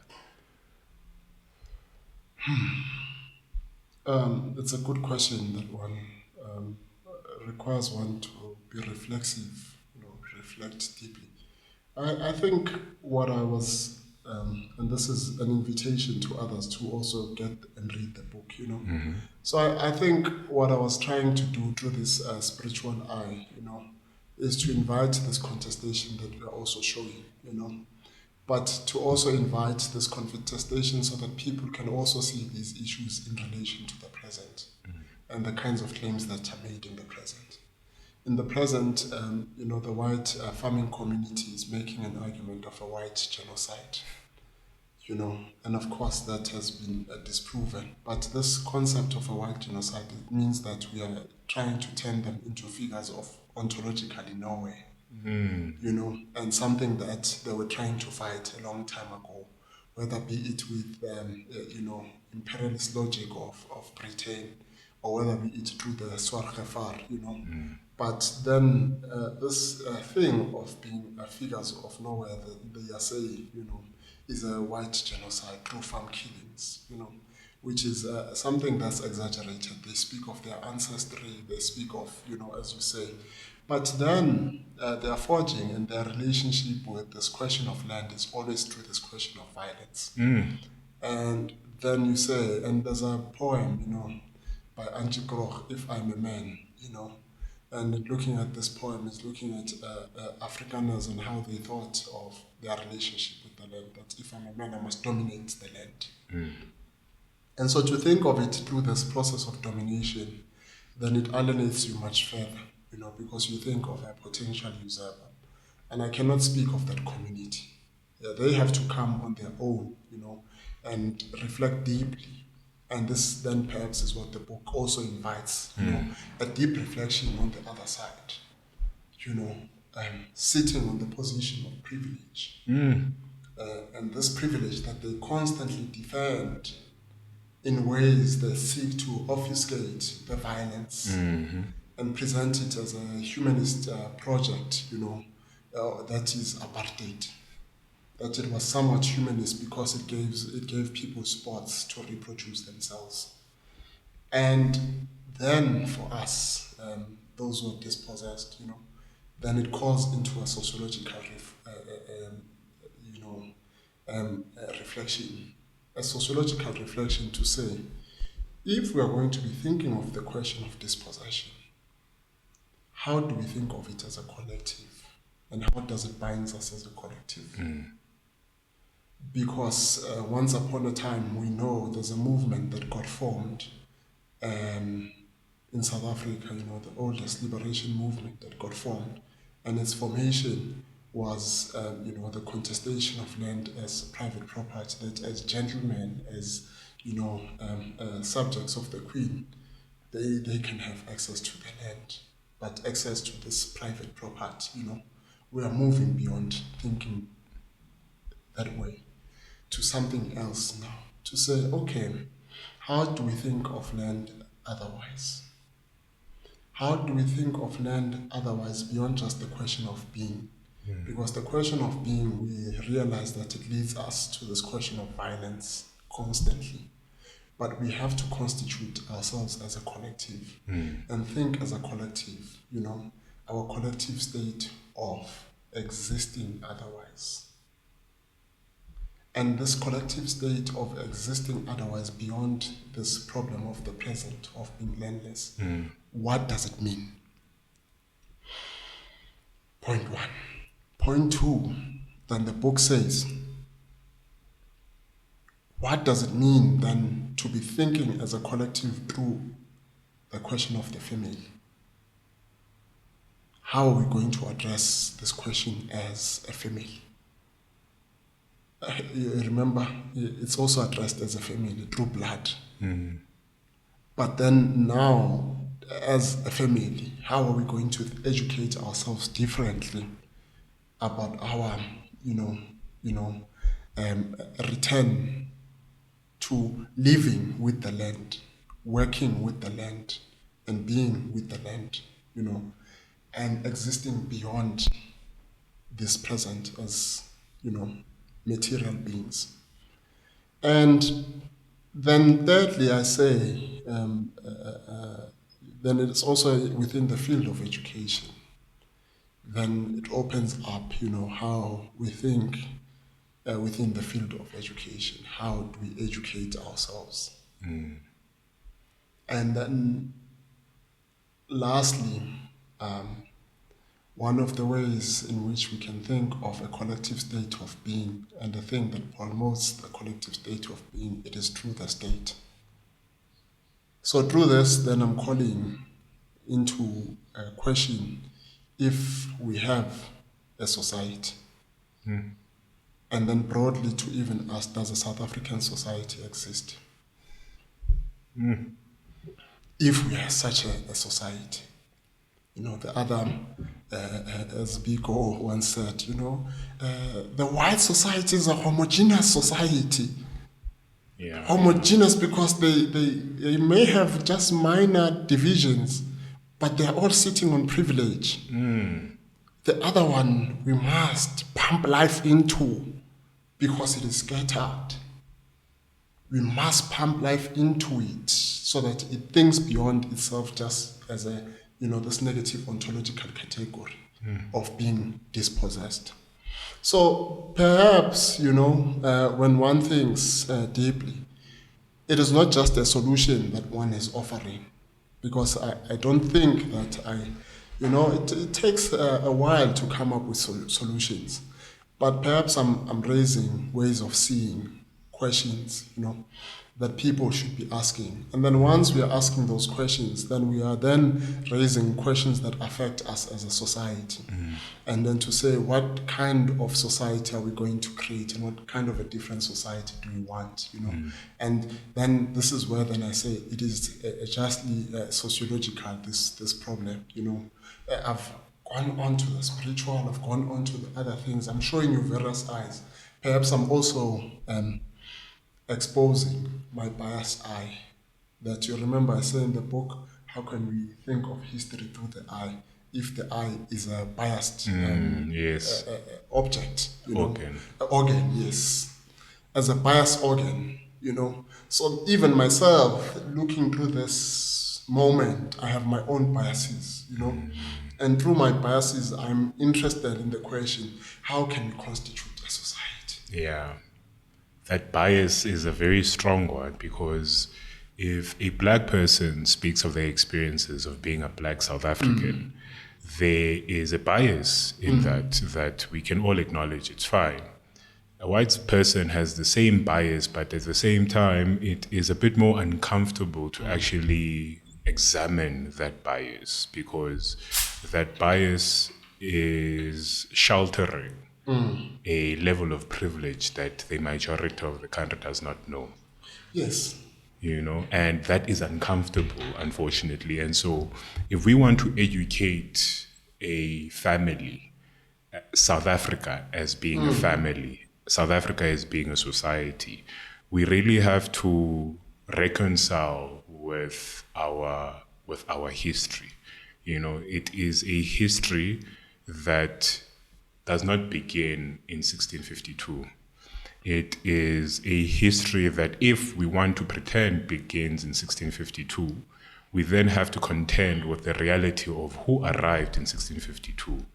What are the ideologies that nurtured these individuals in the same way that your mother and your grandmother nurtured you in your insights of how to view yourself and your place in this world? I was reading recently Max Weber's The Spirit of Protestantism. The ethic of Protestantism and the spirit of capitalism. Yes. And in reading that book, I get a firmer idea of who arrived in 1652. I get a sense of why land and ownership of land and the paternalism that eventually rose out of them became the norm. There is a relationship that the settler that arrived in 1652 has with land that the native would have not had. And it is a relationship that is garnered by a spiritual orientation of a Protestant that has a calling from a higher power. There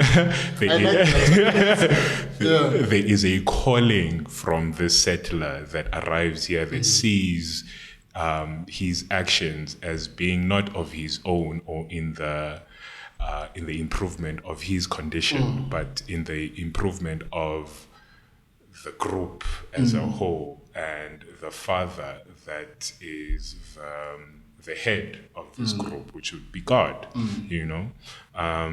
And so if we contend with that, what are your thoughts on that? Okay, no, I like that. So you see now, so I think you're asking good questions, or it's a serious intervention, and because Weber does an ideal type, right? It's an ideal type, but it's not just an ideal type. We should be asking who arrived and what kind of burden did they carry with them. And to ask who arrived here and the kind of burden that they carried with them, it's a good one. And then it means, we have to, we are unmasking a bit more. And there's a piece that gets written by Coetzee called Discourse on Laziness. And he says, well, they arrived and met a prelapsarian man, the man before the fall, to sin. Here was the Garden of Eden, he argues. And through this arrival, as people who had gone through this, process of enlightenment, there were people who were actually, dealing with the tragedy of sin. Because through the tragedy of sin, you work. Being thrown out of the Garden of Eden, it is sweat of your brow that you shall eat. So if we are going to use, all these references, then they meet people who then, say, okay, because we have this close relationship, of course, these things can be problematized, but we are just imagining, right, at this point. We are trying to unmask. And in this process of unmasking, we might meet another reading that's different, a reading that would show us something else. But we are entertaining one point at this moment, and we are biased in our entertainment. We are clear, right? To say, okay, in this unmasking, then we discover that, okay, and he then says, clearly Karl Marx was also a product of enlightenment because he thought of salvation through work. And these people are not thinking through salvation through work because there were people who were already seeing their linkages with this land as a form of salvation, did not need to conquer it and be transferred to this idea of work. That's one thing that one can think of, and I thought, well, that's an interesting piece. I always try to include it in my course packs on labor, studies, to present something else, a different reading. So the question of the relationships, and there were all early liberal historians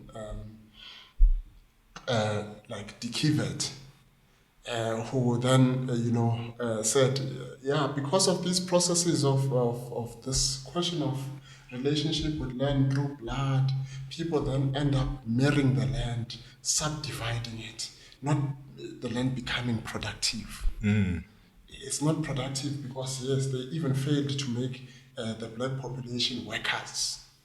That was the early liberal historiographers, And so through that, you realize, how the land has been thought of generally. Through those various readings, and later on, even the Marxists, through their reading of dispossession. Whether be it the thinking of primitive accumulation, it is in relation to this question of work. And if then we transcend this question of work and we look, and I was saying, look at the people who are being dispossessed and how they were thinking of land, then you are presented with a different version beyond that of the material. And then you unmask actual, as you are saying, the question of the settler and their relationship. And how they think of settlement. Because settlement is not something new, right? We all settle and move from one place to another place. But why does the settlement take on this particular form? With an element of violence. Violence in the sense that sometimes it seeks to destroy an entire people, entire culture, erase everything. It's the violence for me, I might be wrong on this, but the violence for me is coming from the trauma of the Anglo Wars. The thousands of people that were massacred by the British, the concentration camps that were set up by the British, where people's family members were removed from their own presence. They were removed from the land that they thought was theirs, you know. That for me is part of the anxiety that the descendants of those people lived with through the trek into the inner parts of the country and setting up the different nation states that they set up. There was a trauma in that, a trauma that required a togetherness for them, even though previously, prior to 1652, the togetherness of the hegemony that Biko speaks of is not there. They're very fractured, you know, but in their time spent in Southern Africa, in the experiences and the conflicts, these lived experiences on their part shaped the relationship they would eventually have. Yes. You know, and not only shaped it, but reinforced the level of anxiety that they had, because we spoke about the eye of the state in which that criminalized the natives of the country to a point where I think over the duration of the past law, 17 million black South Africans had been criminalized as being criminals for petty offenses. And in that system, while also trying to create a labor force, you have created a labor force that is, by the terms of the day, are criminals. You've brought in criminals into the land that you wish to control. You know, that raises the levels of anxiety that you have to experience then in living in a part of the world that has a long history of trauma for your people. And not only just trauma, but having the precarious position of being a minority in this land, you know? Yes, but also remember that at one point they had to set aside their differences with the British and come together. You know, but even this togetherness was to set aside it and create a Union of South Africa, because they saw that, you know, you could think of the Bambata Rebellion, there were moments of resistance, and they were using that to say, this will come against us. So there were books that are written in South Africa. You know, I think maybe once we show the pictures, we can look at the reference list of those books, you know, that we're looking at this period to say, in these books, the others are saying, you know, they let go of their differences and then, you know, somewhat created a vision, because they were dealing now with the question of the minority. But even within them, this question of trauma, as you said, never existed.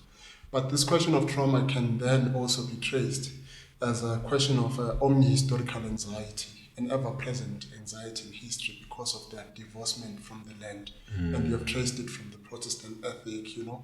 You've gone on to trace it much higher. So we can trace this anxiety about being removed from this land, you know, and now serving God in another way, you know, promoting the idea of serving God through work.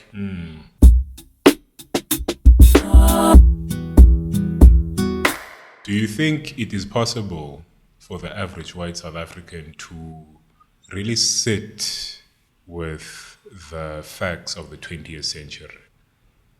Sure. That's a question I cannot answer. You know why I cannot answer this one, right? Because it's quite difficult, because to call someone else into reflection, you know, a reflection that they did not seek to do, and this is what Black consciousness was trying to do. To say we can't constantly say, you know, look at yourself.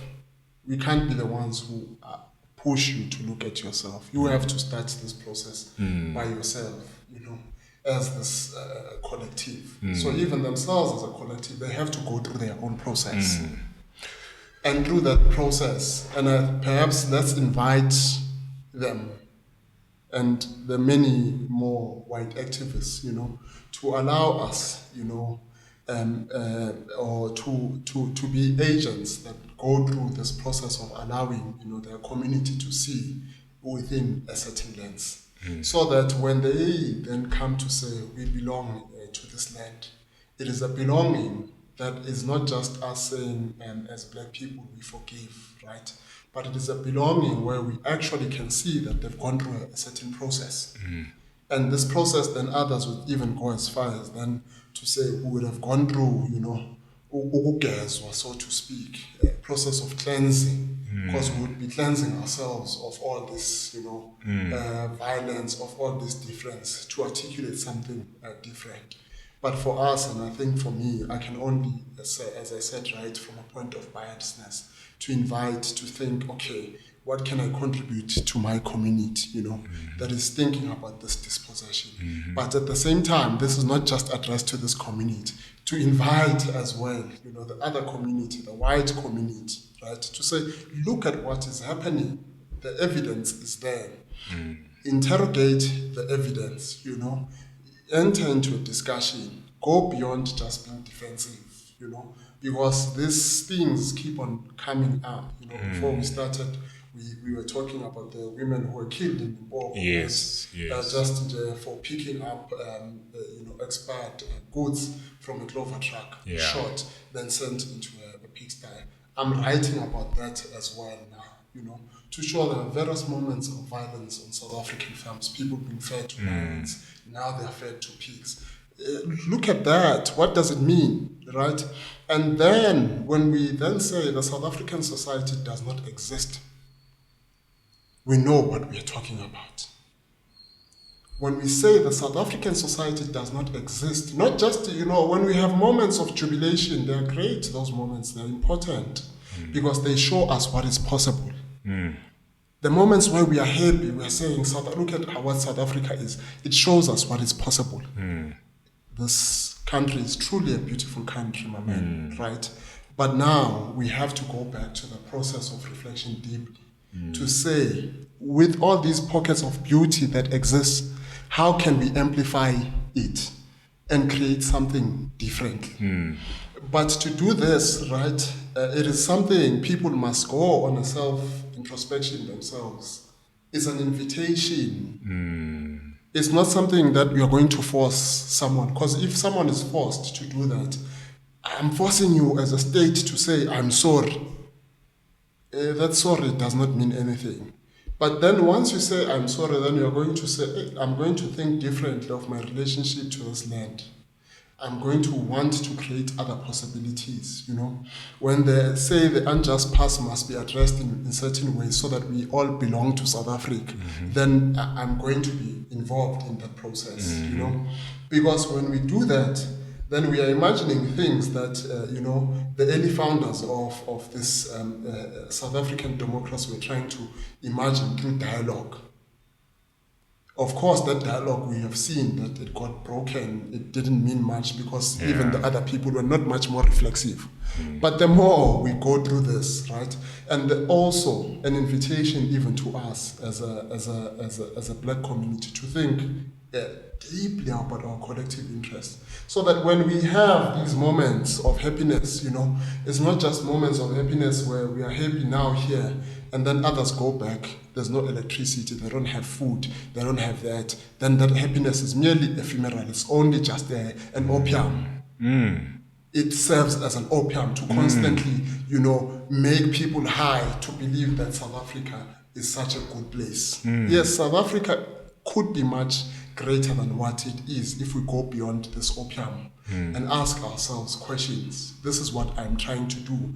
But then to ask questions, right, then the role of the intellectual in this point, and this is perhaps what I'm chatting for myself, to think this way is to invite people to a certain form of radical thinking, right?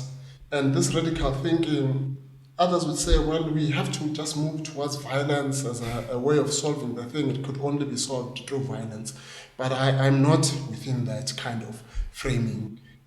You only use violence when everything in your power has been exhausted. But we have not exhausted the possibilities that we have.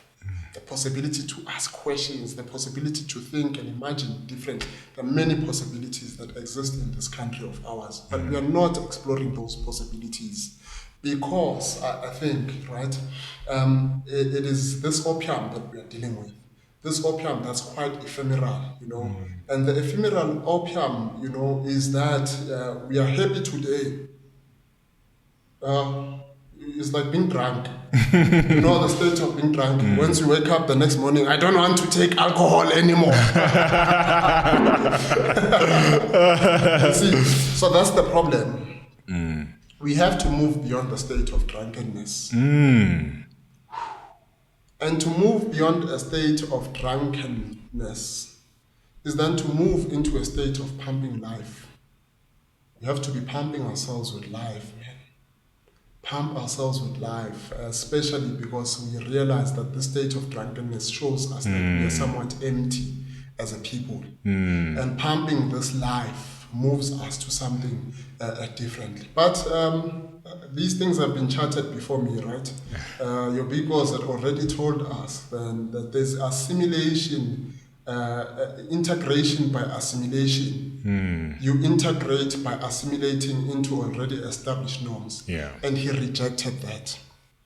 And then integration, and we have to be thinking of a new form of integration as a society that goes beyond assimilation, that creates new ways. And this state then is a radical state. Because by creating new ways and thinking otherwise, then you are entering into a possibility of radicalism, and you are going beyond just this drunken state. I then say, right, and in saying this, I am saying, well, it's nothing new in what I'm saying. Others have already said it.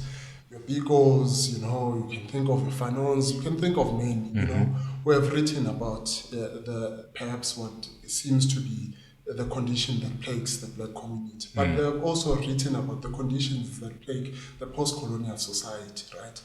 And in thinking of these people who have written about these things, one is making an intervention that perhaps as we go into a process of reflection and thinking about this land, and there were many ways of seeing, right? It is not only just difference that allows us to see, but there's also a commonality of experience, but this commonality of experience is only read through difference. But the challenge then becomes, for me, and this is why then others would say, okay, think of the collective, think of the other side as well. And I said, no, we can't. This is why then black consciousness also becomes quite necessary in our present, because we need to definitely pump life into, black people as a collective to imagine themselves differently, to articulate a certain state of being. But at the same time, we also need to pump life into South Africa. And pumping life into South Africa, right, is an invitation. It's an invitation, right, to this homogeneous group that Biko has spoken to, white people who are still defending their privileges, to say, think deep about your state of belonging in this country, beyond just, these privileges, because the way you exist shows your anxieties. Yeah. And the anxieties are constantly showing, And of course, now there are many benefits. The state is falling apart. They return to the private. There are private security firms that are rising to protect these spaces, because then we are seeing the fact that this collective state of being is also in a precarious state.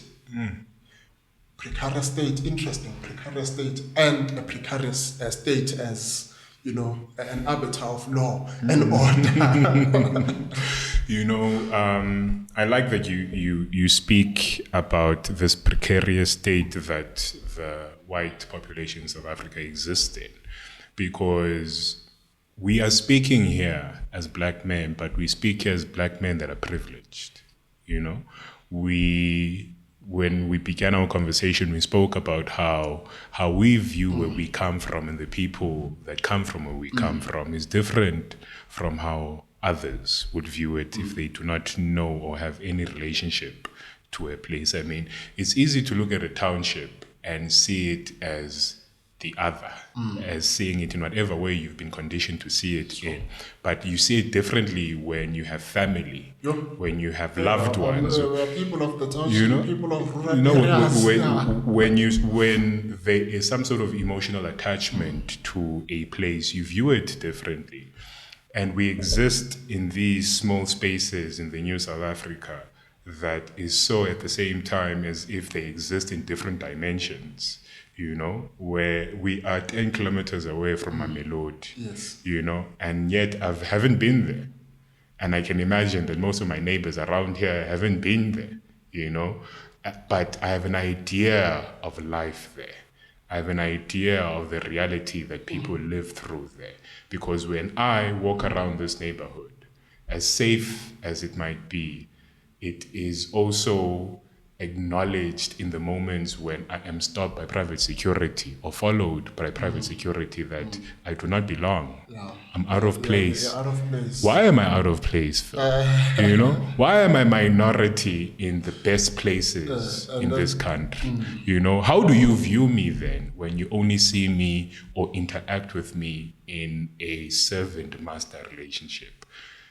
How do you see me as a countryman, as your brother, when we are not orientated to see ourselves in that way, if you are white and black? Because we live in a country where, for the most part, depending on what your race is, your future is almost guaranteed to be a certain way. Yes. The possibilities that are possible for you, the options that are possible for you are almost guaranteed in stone. Why is that? Sure. What has happened in the past that has led us to these two different pathways? A Manichean society. A Manichean society, black and white. This Manichean society, right, is a serious challenge, because then I, as a person who's studying sociology, in asking a societal question, to say South Africa does not exist because it's split, black and white. But the challenge, let me show you, here's something that you are saying, is that with this change, there's also within black people a minority. And this minority of black people are called the middle class. And this minority of black people then are insulated within this comfortable space. But this comfortable space, don't see them in relation to their capital, but see them in relation to their skin. And in relation to their skin, you can even show me, imagine going to a restaurant turning into an activist. Where you're paying, you turn into an activist. So these spaces, right, even with your capital, you still become an activist. Doesn't make sense. It shows this kind of division. But then when they were thinking in the 70s, the 70s were quite interesting as well, because when the 50s, we see an intense resistance, intense globally against whiteness. And then somewhat in the 60s, we see, 40s, there's an emergence of apartheid. The discourse of the 40s then becomes a discourse of development and human rights. But South Africa moves, in a different direction. We will still promote, small spaces. We'll call it separate development. And then South Africa also moves in a certain way, a way that says certain spaces cannot be for certain people, relations are prohibited between certain races. Moves in a very strange way, right? And then 60s, late 50s, intense resistance, movements are formed, Pan-Africanism again re-emerges, and then burning of movements in the 1960s. And in those moments, in those hushed moments, there's the questioning of what is this society? And then it explodes again in the 70s. In the 70s, the question of society explodes, according to me. Because then the question of a future society emerges again in the 70s.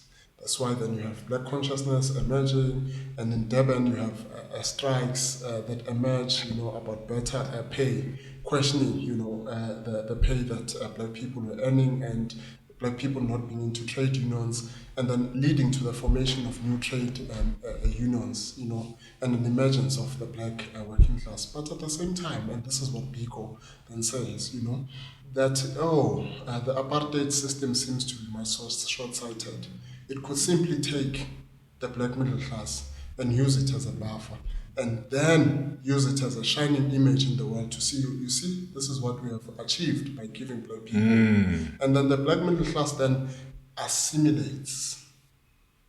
This is integration by assimilation. And its position is merely title. It has nothing to bring and change. But then we then say, and look at the condition of this black middle class at the moment, that actually this black middle class that we are speaking of exists in this fragile state because it is still linked to all these places of, negative ontological categories of black people. There are still deep linkages. Yeah. And that's why then the demand is also on them that, no, this titular status needs you to think deeply axiologically about the kinds of values that are going to take society forward. Not just, yourself in this, because once you change society, then you won't be followed by this private security. It won't feel very strange for them to think that this black person does not belong here. Yeah. Because you would have given it a new vision. Yeah. Remember when you read, I know you've read this, because table, you are going to decorate it in a manner that we wish. In a manner that we wish. And then once we have decorated this table in a manner that we wish, then we are going to invite others to come enjoy this table with us. And we are going to create good friendships. We're going to move beyond this drunken state. And in the past 30 years, we didn't do that. We haven't done that. We haven't done that because we thought when we vote, the condition of a society is already given.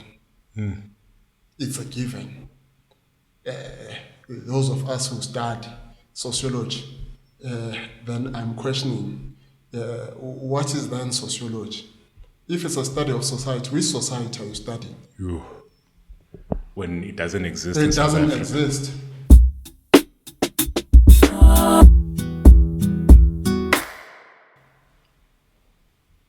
Because you will come and study this black middle class, but this black middle class, who is it representing? What is it holding on to? Because it's the same black middle class that also looks down upon those family members or members of the community that are uneducated, or, there is a level of superiority there, unfortunately. They are figures of nowhere as well. They still suffer from ontological nowhereness. We thought their values were they grounded. Where really? You spoke about the need to be now an activist. There was an incident that I had in this very house where I work from home, and I was upstairs in my home office and I was in a meeting, but I heard a knock at the door. I'm confused. I'm like, these people know I work from home, so don't disturb me when I'm working. But as soon as the meeting was over, I come downstairs to look at the door and there's no one there. I don't give it any mind. I go back and work, and I get a message from someone associated with the management of this place, and they tell me, hi, I was there earlier because the owners of the unit were in the area, and they happened to see a worker enter the premises and the door was fully open. We are just wondering if everything is okay. Now, I am very confused at this point because at no point was there any worker that walked into the premises. But you know what happened? I was confused or mistaken as the worker because I was cleaning my own place. I was cleaning the patio. And it is not comprehensible to certain individuals that if you are able to live in a certain area and you live in a certain lifestyle, that you'd be cleaning your own home. Yes. And so to see a black man outside a house cleaning with a broom, automatically he's not the owner. He's not the tenant. Oh. He is the worker who is trespassing now. Can you imagine that? Can you imagine that? This is South Africa we live in. This is the South Africa we live in, where now I have to be the activist that protests and says... You call this place home when? I call this place home. Like, so now I am the worker in my home that I have paid. I have paid to live here in full. You do not have to worry about me paying late. You do not have to worry about me having parties. You do not have to worry about... But now you have to claim that you have some good behavior to be here. You see, you know? I'm a person who behaves so well. And me, I'm not that way. Me, I was very confrontational. Yes. I am very... I'm hurt about this. Not hurt that I was mistaken for a worker or laborer or whatever, but the fact that that is the conclusion you jump to. Why is it? If I was white and cleaning outside, would you have made that same assumption? But what does that say that is the assumption you make? When you've loaded me with praise that I am one of the best tenants you've ever had. I have paid so early, and yet at the same time, this is the association you have of me. So, you see, that's the challenge, right? That some of the things that we are thinking of cannot just be solved, through material. And that's why then in constructing this new table that we are thinking of, we have to think of values, right? And in thinking of values, then we have to, because then if one performs labor, then that person is a black person. I've heard something else now, that now people are not from this country, when they see a taxi, they say it's a Zulu taxi. There are certain kinds of associations that are made because of the kinds of the social formation that we end up with in South Africa. And this is the divide that I'm telling you about, Then in this divide, then we can also speak of other things that are economic, in terms of inequality. But there's also inequality as ontological, right? So in thinking of these things, then we expand, the framings of how unequal this society is. Unequal in terms of life, unequal in terms of material existence, gender. So when we are thinking of this, we are then saying, right, okay, with all of this, how can it be radically different? That's the challenge we are facing. How can it be radically different? And how can we think of radical possibilities? But to think of radical possibilities, right, is then to say, these things that we start, because it's not just you who experiences this. Others just laugh it off. I say, but it shows us, this question of ontological knownness that we are faced with, despite our capital, despite our education, because we don't belong to a society. We end up being easily wounded.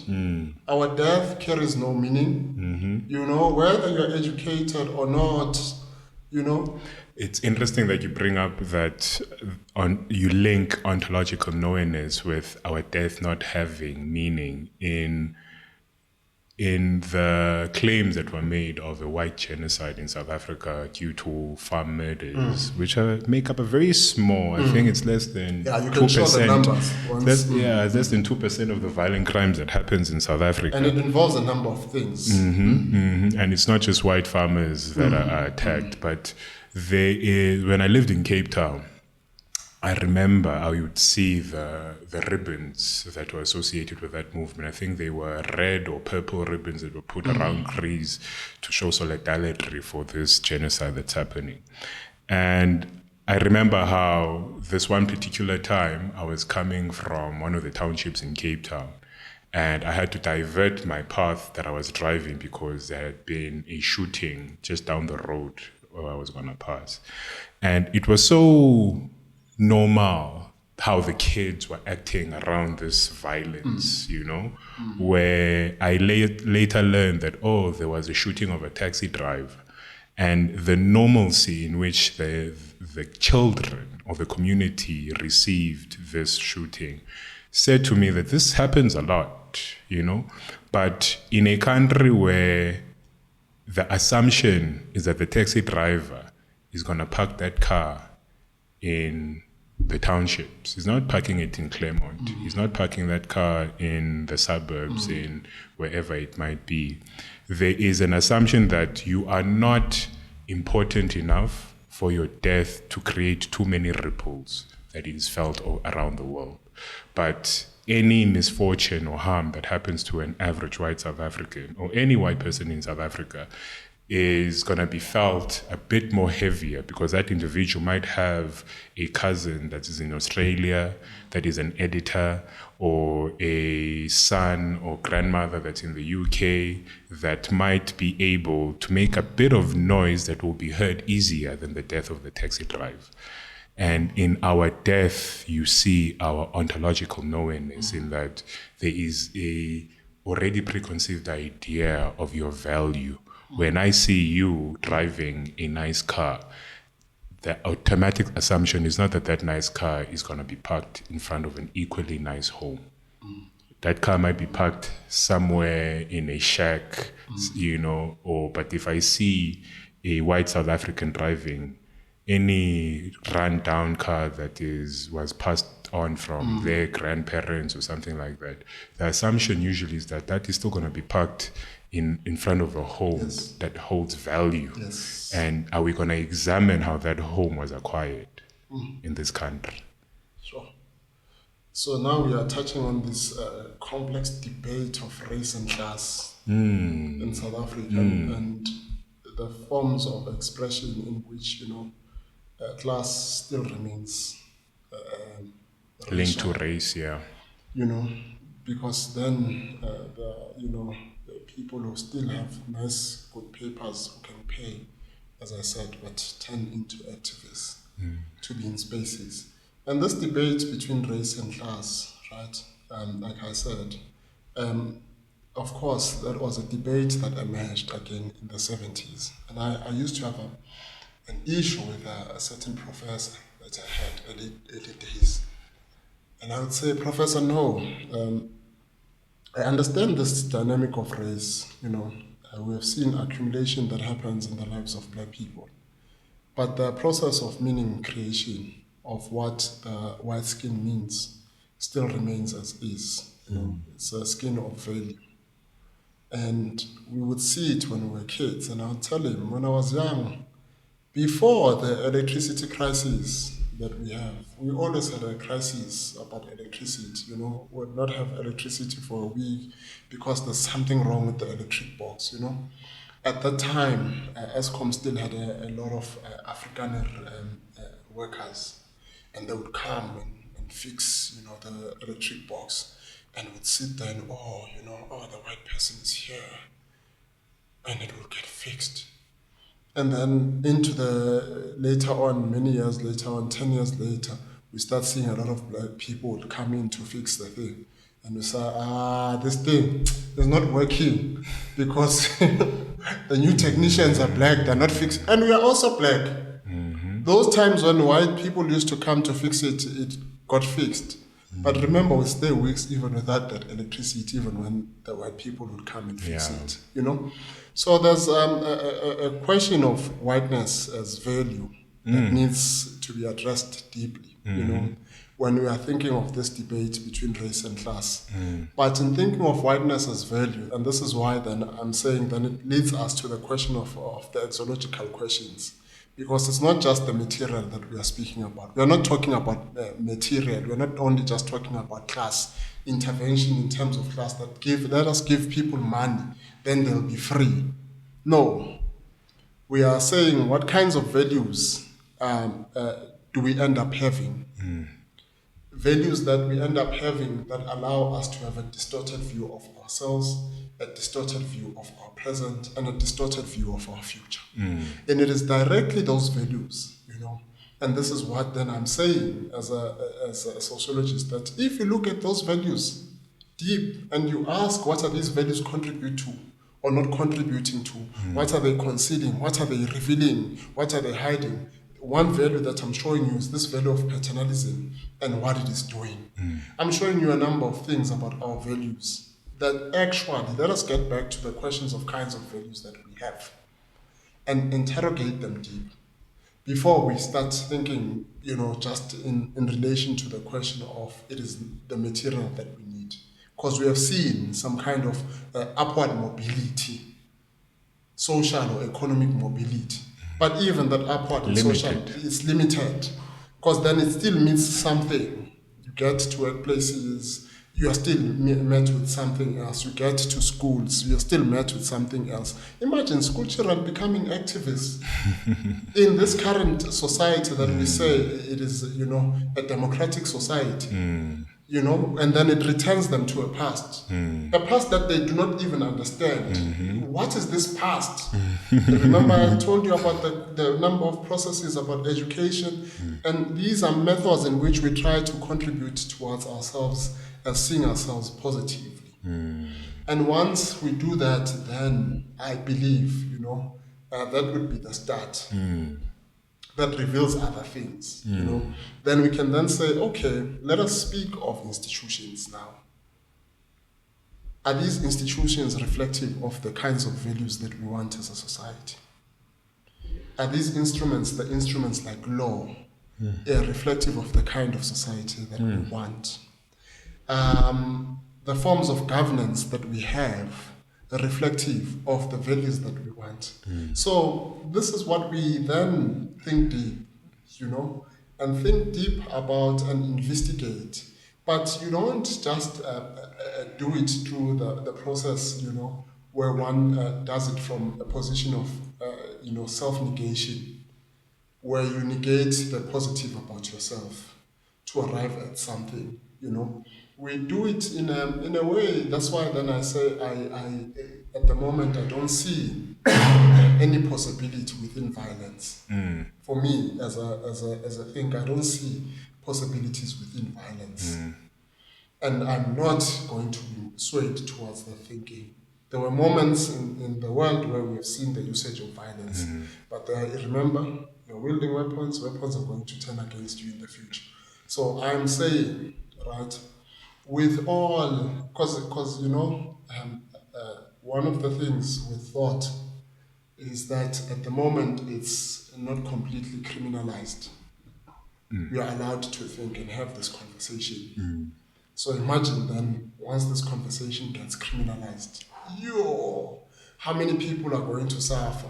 And how we are also going to suffer, because then we are not going to be able to say certain things. So we have the possibility of thought as a beginning, and let us explore deep. Explore deep, and through this thought, and bring back the kinds of values that we feel that these values are going to be reflective of what we want as a South African society. Because at the moment we are seeing that, we are existing in an order, that lacks exological. That's the challenge. That it is an order that lacks values, and we have described it as a drunken state. A drunken state, In that drunken state that we find ourselves in, I find your book as a very sobering remedy to it. And with that said, Dr. Ngosi, I really appreciate you sitting down with me. I feel if we were to have this conversation in the manner that I really would want it to be, it would be a 12-hour conversation. But I am very grateful for you being here, good sir. Where can people find this book of yours? Where is it available? Oh, no, thank you for pushing me. and also for pushing me, you know, to bring myself into the table. Because usually I'm a teacher, you know. So when I walk into the classroom, I don't always bring myself. And I feel like today, at the same time, I'm like, I've exposed myself. I might be calling you what from unmasking myself. So I've unmasked myself a bit, but I appreciate what you are seeking to achieve, you know, through this platform. And we didn't get to speak about the question of the rainbow. But it's okay. The conversation continues, right? It only stops here, but it still continues.